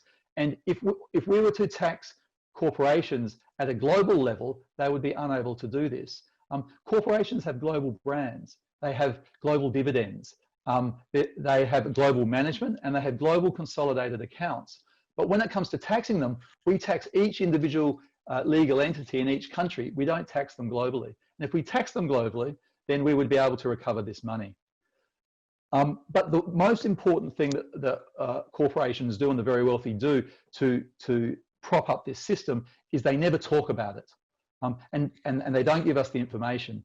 Now, tax havens are secrecy jurisdictions by their nature, which means it's hard to get this information. But the OECD in the last few years has started collecting the data. So we know the size of the problem. But it won't release the data. It won't tell us the size of the problem and where the money is. And we should be demanding that it does. The elites and the companies know where this money is. And we saw some of that with the Panama Papers and the Paradise Papers, which implicated the governments and the elites in dozens and dozens and dozens of countries, including Australia, Malaysia, Mexico, Colombia, Nigeria, Uganda, Indonesia, Saudi Arabia, Turkey, Argentina, Brazil, and more countries, and also implicated Facebook, Apple, Uber, Nike, Walmart, Allianz, and more companies. And this was just from 2 leaks in 2 companies in 2 countries. The global elites understand the way the system works. They don't want us talking about it. And every time we talk about it, every time we expose it, every time we show how unfair this is, it builds a political pressure to create change. And that's why PSI is working and has established the Centre for International Corporate Tax Accountability and Research, which is in the chat box as well. And if your union's interested in exposing the tax tricks of corporations that you work with, then please reach out to SICTAR or PSI. I need 2 minutes. Okay, no problems. And nothing exposes it more, the complicity of our governments in this, than the story about Ireland. The European Union took Apple to court because it had dodged 16 billion in tax from the Irish government. And the Irish government, instead of supporting the European Union in that court case, joined with Apple to defend Apple and argued that the Irish government shouldn't get the 16 billion in tax that Apple owed it. It's a classic example of the way in which governments don't want to talk about tax, because if they do, their own bad tax rules are exposed. Now, I'll just finish up by saying, in the context of COVID, we do need to be careful, because whilst everyone's been clapping for care workers and for public sector workers, there are beginning to be calls for austerity. Debt levels are rising. The myths that have been explained earlier are beginning to be promoted, and there are calls for austerity. And we need to deal with all the things that were said in the previous speakers, but we also need to start talking about tax policy. And first is we need to make sure that profitable companies pay tax. And that is, at the moment, is large tech companies. We need to make sure that the bailouts are linked to transparency. So no company that gets a bailout, if any should be using tax havens, and there should be no share buybacks. Companies that receive government subsidies should be forced to use that to pay workers and to stay afloat and for productive activity. We need to demand that care work is nationalised, and we need to demand that private healthcare is the standard, or at the very least, so that any companies that take government subsidies can't do so without transparency and can't shift the profits to tax havens, as we know they are doing, particularly in the care industry, but also the health industry. We need global transparency. The OECD should release its data on country by country reporting so we can see where the money is and we can hold our own governments to account. We need a global asset register so that we know where the private wealth is. If a third of all assets are in tax havens where we can't see who owns them and who uses them and whether they've paid tax on them, that has to be public. And then finally, we all need to get bolder in demanding progressive taxes. The less the rich pay, the less corporations pay, the more workers pay. And a large part of our tax systems are domestic, they're not international, and we need to be demanding that our politicians tell us what's going on, tell us who benefits, and we need to be demanding that our tax systems locally are progressive. Because if they're not, then we will be allowing the richest in our society to profit and to extract more wealth, and the poorest in society will end up paying for those bills. And that's the opposite way to which a progressive taxation system. Danny, can you wind up now? Thanks very much. Thanks a lot. Once again, thanks very much, and tremendous amount of information packed into such a short time. Thank you. David, I'm just going to jump in really quickly. I just want to let everyone know that we're going to, because of the technical problems that we had in the beginning, obviously our program is going over, so we're going to extend the time and either not have any of the feedback session or just have a couple of people. So just wanting to let everybody know that we're extending the program. Thanks. Okay. Okay, Irene, can I just clarify, does that mean people, panelists will have more than 2 minutes each in the final session? No, it just means that we're over time right now by about half an hour. Okay, all right, thanks. Okay, well, next we go on to hear from Kaylee Thiessen, who's an economist and researcher at Canada's largest private sector union, Unifor, and she's going to talk about the debate in Canada around public finance and deficits. Kaylee, the floor is yours. You have 15 minutes. Great, thank you. And good morning, everyone. It's great to be here. I love talking about these sorts of things. Often I get groaned out of the room by friends and family. And so I'm really, really pleased to be here to get to share this with you. We have heard so much information this morning, all of it excellent, all of it relevant. I'm going to talk a little bit about how Unifor is taking that information and trying to create action. So let's just get this started. There we go.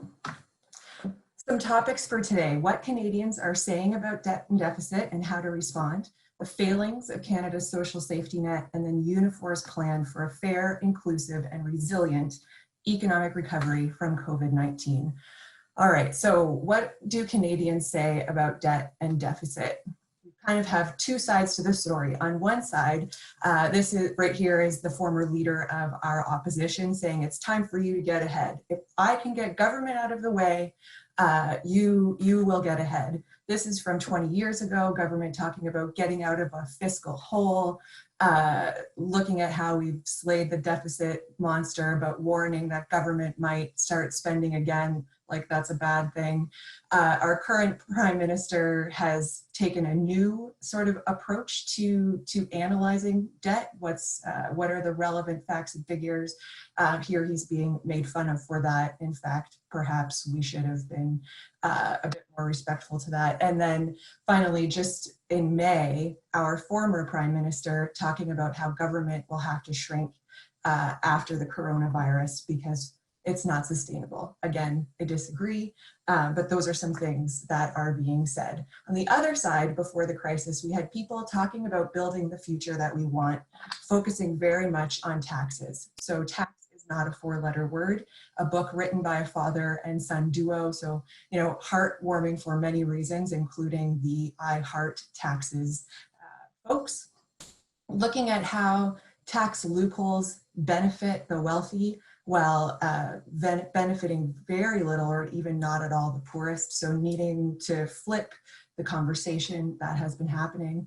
We have think tanks talking about the race to the top instead of the race to the bottom, looking at how our country is facing an important choice right now, and we need to actually flip the conversation and talk about moving forward, and that public spending is a part of that. And then, of course, one of the best quotes here, taxes are the price we pay for a civilized society.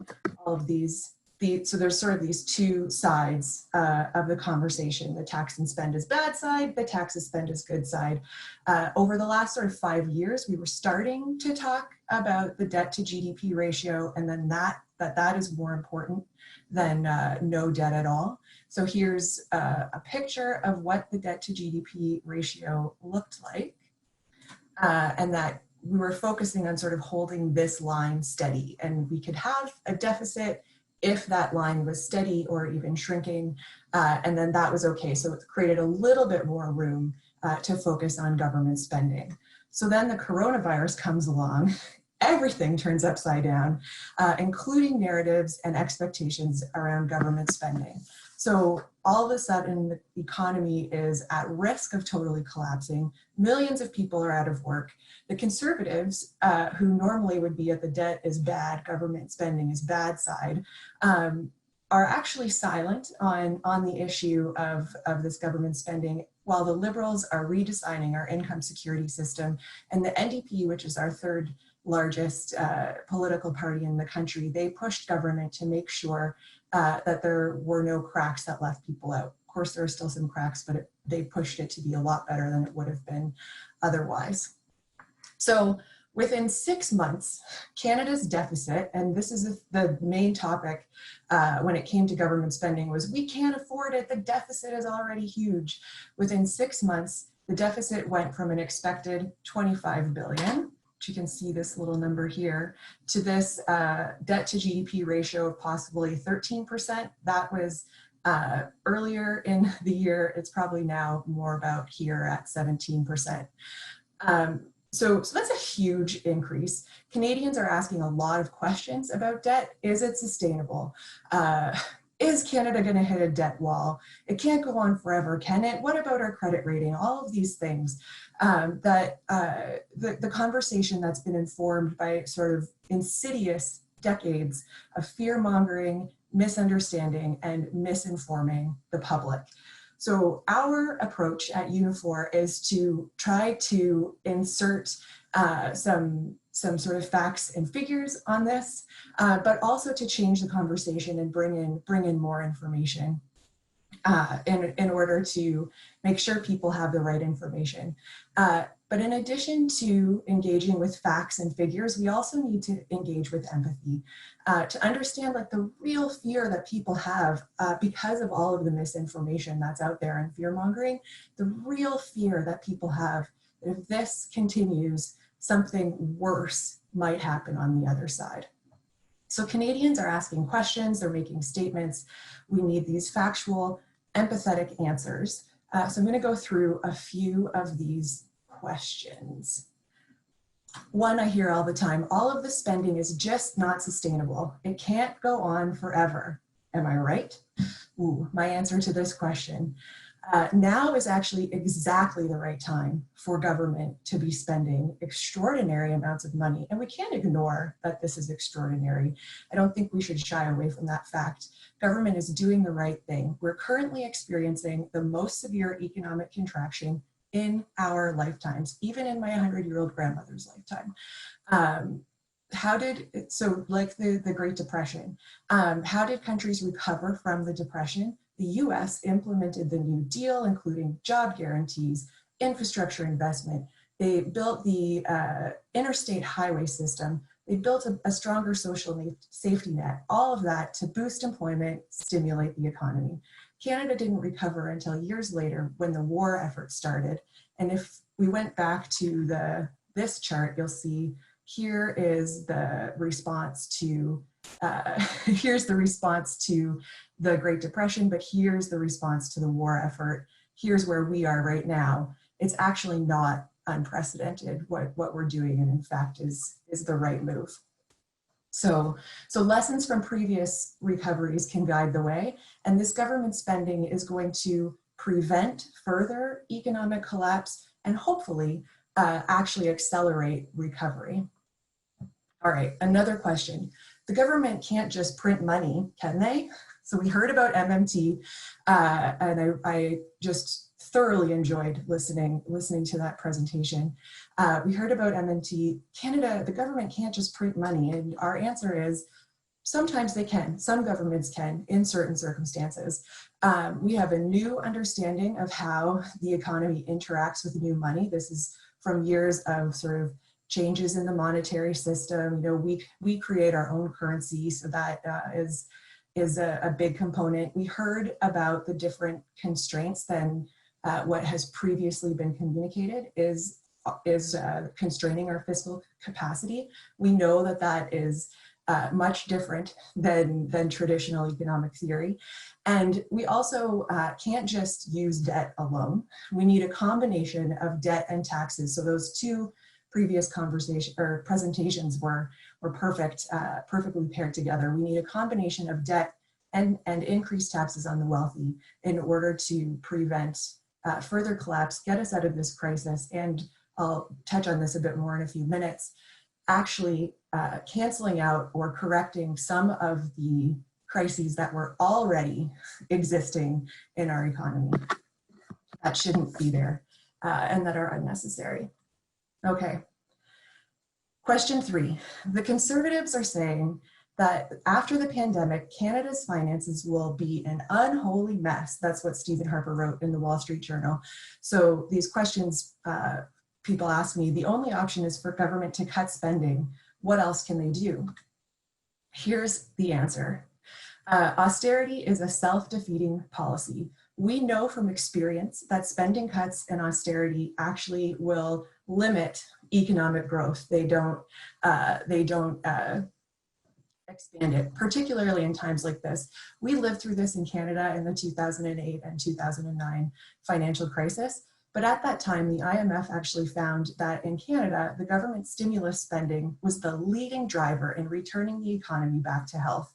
A very important point at a time like this.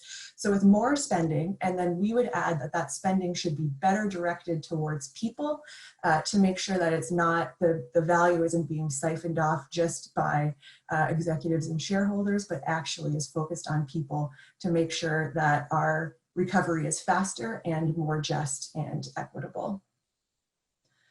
All right, and one more question here. This last one that I hear a lot is that government spending will hold us back. How don't you see that? That's the dinner table conversation at Thanksgiving. How don't you see that? And my answer is, will it hold us back, or will it actually pull us forward into the future, into the future that we need? Government should be planning right now to build the next generation of infrastructure to support the 21st century economy. So one that moves people and things quickly and cleanly. Highway congestion costs people and the private sector, creates pollution, the list goes on. A 21st century economy cares for people, including children and the elderly, people who need healthcare, all those sorts of things. A 21st century economy ensures internet access for everyone, supported by a publicly owned high-speed grid. I could go on for a long time. The list is very long. But the thing is, the private sector benefits from these things just as much as the public sector, but they're not going to build them. So we have to build them because they've proven that they won't. Okay. Final topic, Unifor's plan. So as these lockdowns were imposed back in March, the economy began to collapse. Many things were very obvious. Canada's healthcare system was underfunded and unprepared. Our income security system was wholly inadequate. Many moms couldn't go to work because their kids' schools and daycares were closed. Some dads too, but it was mostly moms. And virtually all essential workers and many other workers that were deemed not essential and locked out and sent home were clearly underpaid and under-resourced. When government implemented a $2,000 a month emergency benefit, there were many people who were working or not working that were actually making more on this benefit than would otherwise have been the case. That doesn't mean that the benefit was too generous. It means that the job quality is terrible, and we need to work at that side of the equation to improve things. So Unifor looked at the situation. We started putting a plan together. We're calling it our roadmap for a fair, inclusive, and just economic recovery. It has 5 pillars, and these are them. Fix income security through a combination of better employment insurance and also just making jobs better through higher labor standards and employment supports. Grow the economy through green jobs and decarbonization, including infrastructure for green vehicles. David, I see, are you warning me the 2-minute mark? Okay, thanks. That includes green vehicles, a just transition fund, all sorts of things. Invest in critical infrastructure, and remember that caring is critical, so we need to expand our definition of critical to make sure that all of the pieces of infrastructure that people need to get to work and participate in their daily life are things the government can build. Made in Canada matters, focusing on reviving the manufacturing sector and also looking at creative content. So how do you make sure that there's Canadian content in the media, that we're looking at those sorts of things. And finally, when corporate support is required, and we're calling for it already in some industries, including airlines, then we need to make those benefits make sure the benefits go to workers and not shareholders and executives. So limiting share buybacks, protecting pensions, the list goes on. Okay, that's a lot. One thing we know for sure is that government spending is the only proven way to prevent further decline and regrow our economy. Focusing on solving pre-existing crises means that in the end, we'll end up with a more just, fair, green economy and are better prepared for next time. Phew! We believe that a better system is possible, and this is what it looks like. Thank you very much. Terrific. Kaylee, thank you. Thank you for finishing on time. And once again, that's a tremendous amount of information to pack into such a short space of time. And I'm personally delighted that you showed charts of what happened during World War II to deficit and so on, because the right-wing governments like to talk about COVID-19 as a war on the virus, and I think we can reasonably point out that if they can spend that much money on killing people in the past, perhaps we can spend that much money on saving people's lives this time, and it will have better economic results. Okay. Well, look, thanks to all the speakers, and again, you delivered fantastic amounts of interesting comments.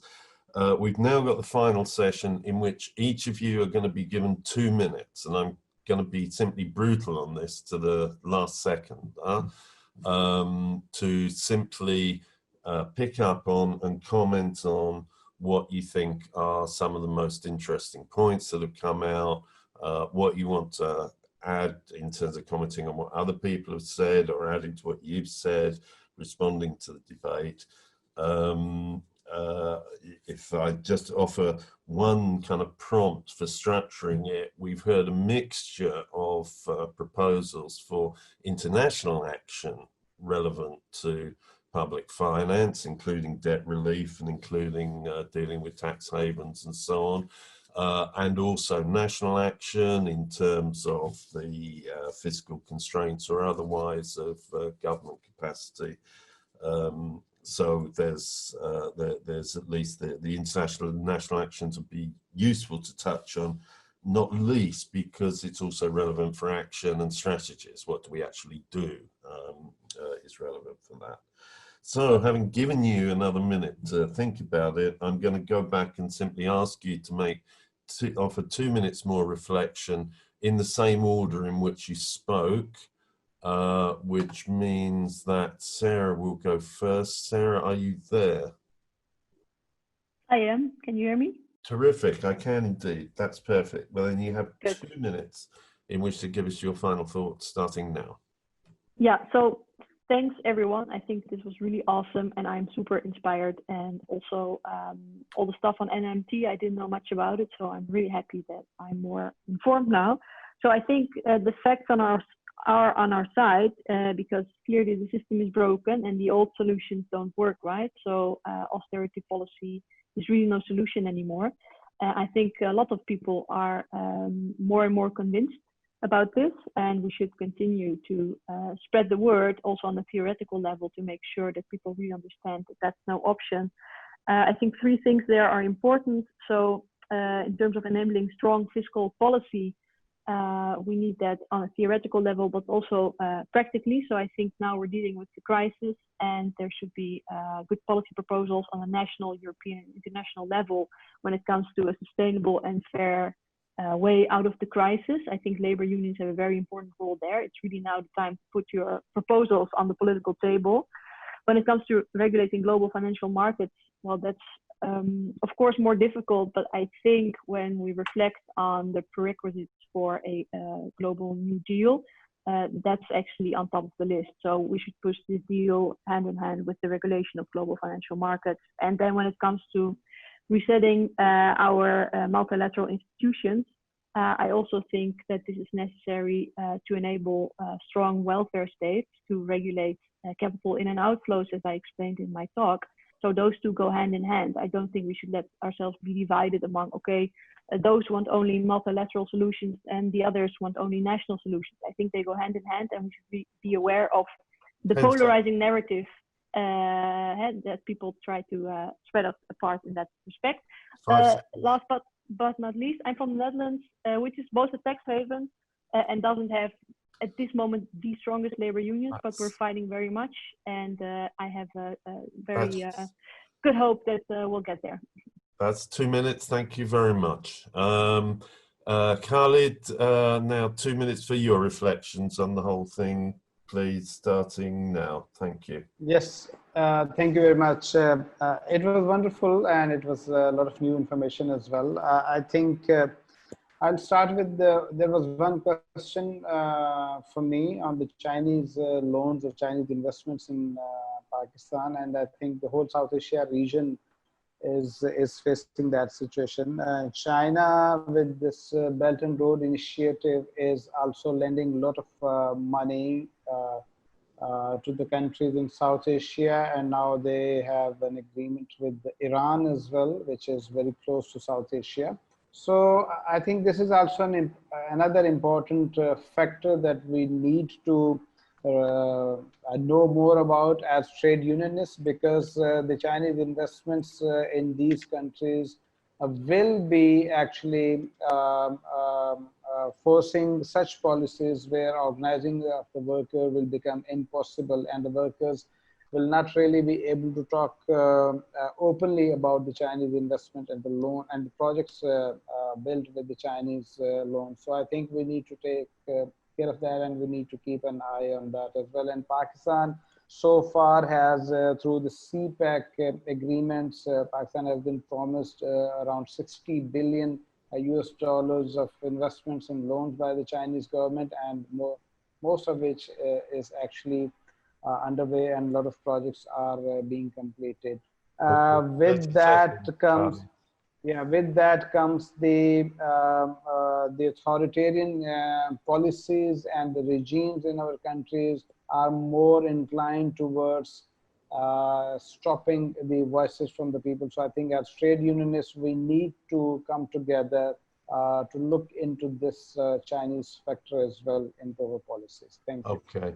Thank you very much. Absolutely brilliant timing. Hawa, you're on now for 2 minutes. Reflections on the whole thing, starting now.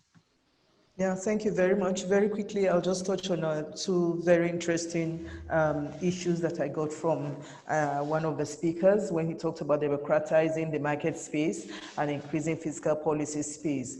Well, with respect to increasing the fiscal policy space, my comment is that I think this has to be reasonably done within the context of ensuring that there's only an increase in government spending, and that this increase is in the areas of productive investment that would aid development of relevant human capital. Because one of the major issues in Africa particularly is that when the debt comes, the people hardly feel it. I mean, it does not add significant value to poverty reduction. It does not add significant value to human capital development. So within this context, it's important that we focus on fiscal policy space that ensures that government expenditure is directed, is targeted towards human capital development that adds to the use of productive investment. And of course, specifically in this context, we are looking at education, health, and social protection. And finally, in the area of democratizing the market space. Again, I think that a lot, maybe we need to further expand on this discussion, because the way the government focuses on democratizing market space, the market space, can also be the area of liberalization. For instance, I mean, labor markets, liberalization and all that. And we need to be very careful, because we need to be very cautious in ensuring that we guard against a situation where the government, I mean,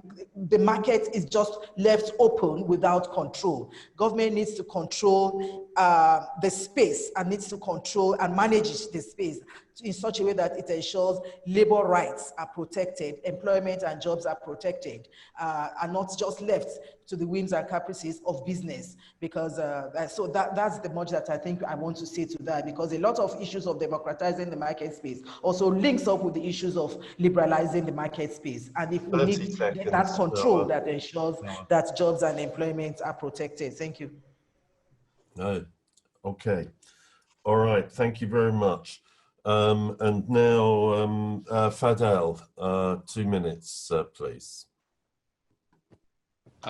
Thank you again for all the comments, and I tried my best to reply by typing.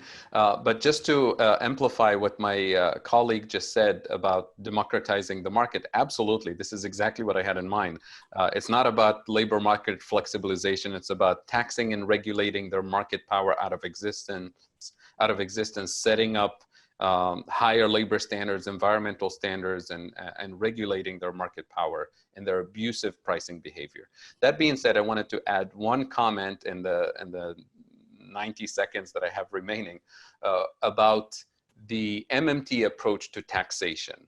And this may be a point of contention with our colleagues. MMT decouples the taxing and spending functions at the national level. In other words, first, we spend on national priorities that include public investment to increase productive capacity, investments in education, infrastructure, renewable energy, to build that domestic productive capacity, resilience in food production, energy production, and so on. That's the national priority. We fund health and education and so on. The second function of taxation is you tax to reduce that abusive market power. You tax the oligarchy to protect democracy. You tax to reduce inequality. You tax to reduce financial speculation. You tax polluters to decarbonize the economy. Those are important functions in and of themselves, but we're not taxing them because we need their money or their permission in order to fund health or education or investing in human capabilities.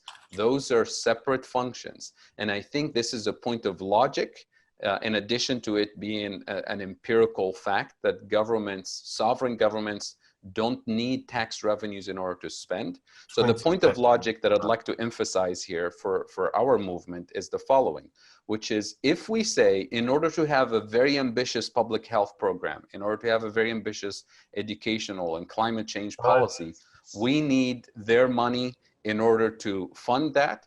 This means that we need them to be wealthier and more powerful so we can tax a little bit of their money to have our ambitious program. And I think that's like shooting ourselves in the foot. So we need to decouple the two. Thank you. Thanks very much, and apologies for having to cut you all so short, sir. Danny, you're on for 2 minutes. Great. Look, I agree with a lot of what Fadel said. I don't think there's any great differences, although I think that inflation is a little more important than perhaps he gives credit to. There has been a decoupling between spending and a lot of inflation, but not all inflation. We've got massive inflation at the moment in asset prices, in share markets, in property speculation, and that's all occurred because of a loose monetary policy. And that's bad inflation because it's inflation of rich people's assets. So I think, you know, next debate we'll discuss that.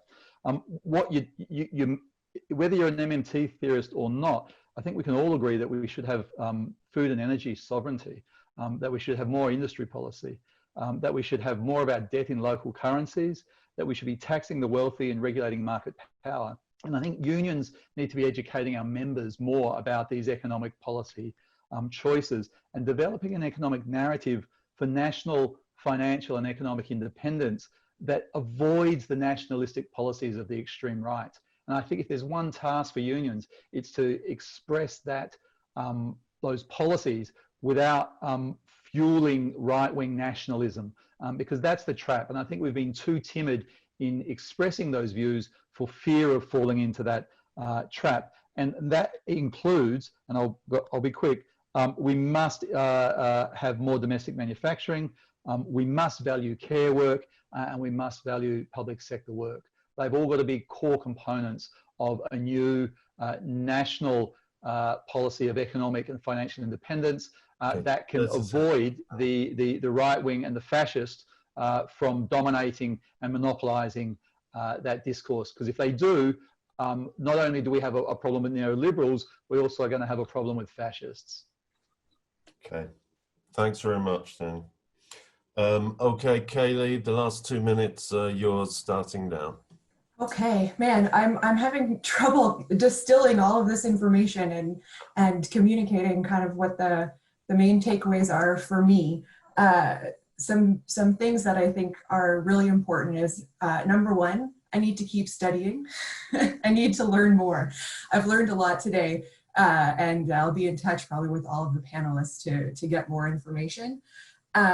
These two comments from Sarah and Daniel about not being divided and not fueling nationalism, I think those are incredibly important. Again, I would probably say that I need to learn more and also figure out how to develop that better, and that I'm sort of looking forward to that happening. So that we can continue to be united around the world to create this future that we clearly all believe is possible. And then finally, just totally in agreement with figuring out how to democratize markets so that benefits flow to people instead of being siphoned off for the few. Okay, brilliant. Thank you very much, and thank you for the timing as well. Well, that's it. That wraps up the session. I'm just going to abuse my position by grabbing 20 seconds to say that I think this has been hugely impressive. David, you went mute. There you go. Okay. Can you repeat? Yeah, good. You weren't trying to shut me up? Not at all. Please continue. But just to say, I think we should appreciate the strength of our position in terms of ideas and thinking on economic policy, that right at the moment, for the last couple of years, if you look around the world, the neoliberal right thinkers have been pretty silent, stagnant, whereas there's been tremendous amount of dynamic thinking from the left.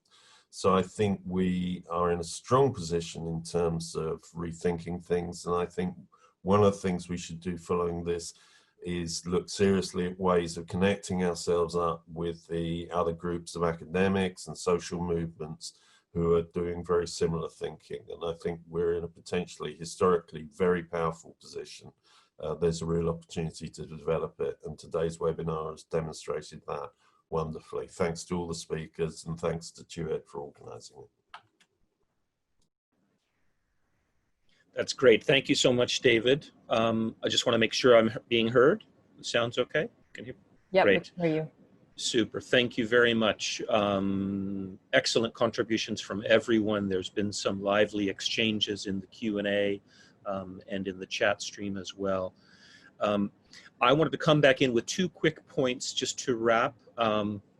As I mentioned at the beginning in my opening comments, one of the ideas that we came up with as we were planning the session was essentially to float the idea of forming some kind of task team to take these reflections forward, dig into them, identify where the real points of tension, contradiction, disagreement might be, but also what the possibilities are for the labor movement to deepen our analysis around these and really formulate a strong fighting strategy around reclaiming finance. So I will post my email address in the chat just now, and I guess what I would recommend is just if people can, if people who are interested in participating in a task team like that can just email me, get in contact that way. We have not really discussed how we might go about that, what form it might take, but we can sort those details out. So please do let us know. And then finally, I've been asked to remind everyone that the closing session of our 7-session Global Trade Union Assembly will be a week from today, next Thursday, September 10th. The same time as today's meeting. The theme for that closing session will be Beyond the Pandemic, Trade Union Internationalism and Movement Building. And we will have some very good speakers lined up. I think we have a nice surprise, which I'm not sure I can mention, so I'll just tease you by saying that. A guest appearance by someone that I think you'll be interested to hear from. I think that might be it for me, and I'm going to hand back to Irene now. Great, thank you, John. Okay. Thanks again, everyone, for coming today. We're very pleased to have had you for this really exciting and robust conversation and program. We have a few minutes before we need to end and relieve the interpreters, but we have a few minutes to have a couple of people come on the Zoom video and be recorded with any feedback. Sorry, I'm going to slow down. If you are interested in volunteering to give 1 minute of feedback, you can use the hand raising function that is on the bottom of your screen and raise your hand to let us know that you are interested in speaking. Because we have a short amount of time today, we will just randomly select a few of you and bring you up. We are asking a few questions for you to respond to. What is a topic from today's discussion that interests you and why? What is one way that you will use the information discussed today in your union or movement work? And is there a way to improve the process of how these sessions are organized and presented? We encourage you to focus on the first 2 questions today. And we will be recording the feedback that you give, and we will possibly use it for future outreach materials. So if you choose to volunteer and participate, you are agreeing to these conditions. Please be patient and we will have you come up. Does anyone want to give a minute or 2 of feedback about today's session? Please raise your hand.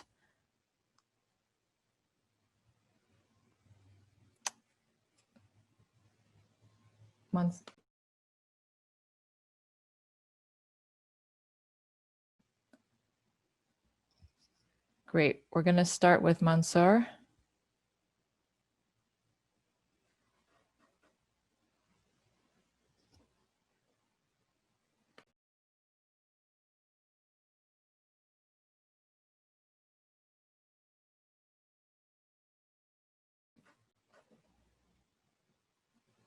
Great, Mansour. We see you. There you go.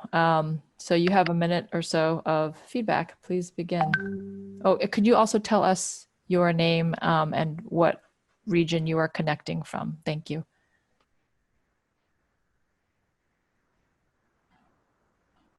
منصور شيرني UGTT تونسي and it's really important, and I would like to thank Daniel, with whom I've been sharing a seminar on this question of the public sector. I'm just asking a question.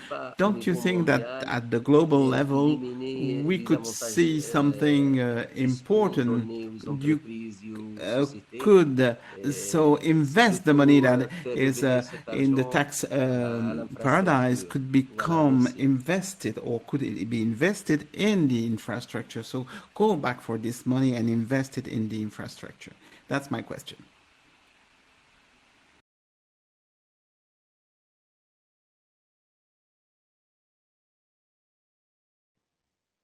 Thank you, Monsieur.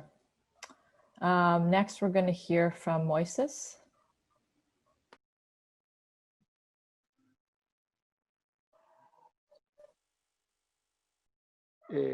Sí, muy buenos días. Good morning, everyone. Saludos desde Colombia a esta Greetings from Colombia sexta sesión de la Asamblea Sindical to the Mundial. sixth Muy session contento of de the haber GTUA. recibido I am very happy to have toda esta received información y todas estas all this reflexiones information que and nos hacen all pensar these que thoughts efectivamente that make us nuestros believe that diagnósticos y our nuestra mirada diagnosis crítica alrededor and del our funcionamiento critical de la view economía regarding mundial the way es the world acertada y economy que works estos is planteamientos accurate, sobre and this la emisión debate monetaria moderna también nos hace regarding pensar the que estamos en un MMT, momento decisivo de la let us historia think that y que nowadays los we are in trabajadores del an mundo tenemos la obligación de important unirnos, point, and de we all, the organizarnos workers, y de plantear must una work contrapropuesta desde el mundo del collaboratively trabajo and find a para enfrentar esta counterproposal arremetida from del the capital. work Creo que universe la in order Asamblea to Sindical fight the Mundial capital ha sido un advance. I importante punto think de that encuentro the y nos ha GUA hecho has been saber a very que important somos starting millones point de to hombres y mujeres get en el together mundo and los to que get to know estamos that we are millions sufriendo of people who are esa, suffering at the moment dijéramos, afectación que ha impuesto el modelo económico these mundial desde sus problems, centros de and poder we y have desde been sus grandes affected corporaciones como el Banco by the Mundial y el Fondo corporations and the Monetario World Internacional. Bank Pero and the aquí también IMF. brilla una luz But de also esperanza, here, que es la there's posibilidad a de light of hope, encontrarnos which y is the de construir possibility esa to nueva get alternativa together and que to solo build a será new posible si alternative that will juntamos nuestras only be voluntades possible de if nuestras we mentes work y nuestros corazones together, para our hacer wills, posible our que los hearts and pueblos minds, in al order final to encuentren la have a igualdad, la chance dignidad y as la peoples libertad. to have Muchas a gracias. dignity, equality, and freedom. Thank you very much. Thank you, Moises. We're going to move on to Carrie. Hi, can you hear me?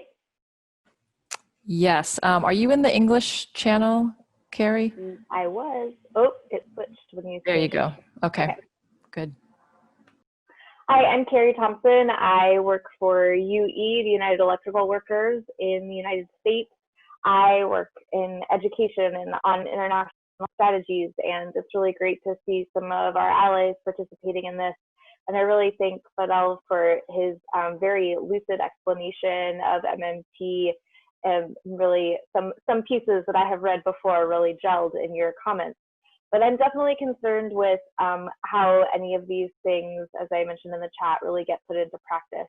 When I think about our work to do education with our members in UE, we only have so many opportunities to really reach out to members. And in the context of the pandemic, it's really hard to get people, we're doing very little in person, right? So it's hard to convince people to get onto a Zoom call, to have economic policy discussions on their free time. And we're missing some of those face-to-face opportunities we would have at larger meetings where we might put forward ideas like this in regular times, right? So I think this is just a call to think about how can we implement these things in practice in our particular moment, because we, at least in the US, are really constrained also by the political election cycle that we're coming up against.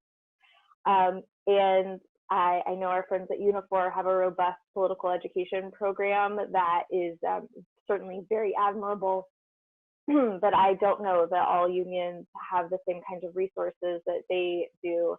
But I really appreciate seeing their 5-point program put forward in such a really digestible way as well. So I look forward to seeing how they're able to make that work in practice. Thanks. Thank you, Carrie. We have time for one more person, and I think that will be Constance. Could you please start your video, Constance?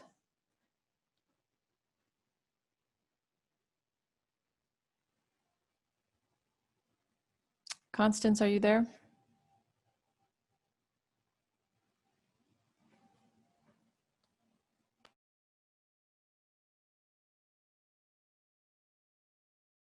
We're going to unmute you, Constance, and maybe you can speak if you're there.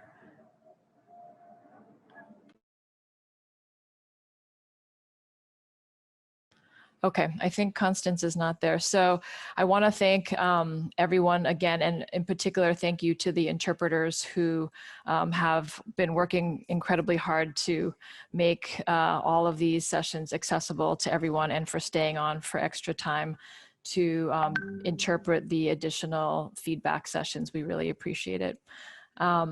And thank you, everyone. We're going to keep the Zoom open for a little while, and people can type in greetings or goodbyes into the Q&A. And we look forward to seeing you next Thursday.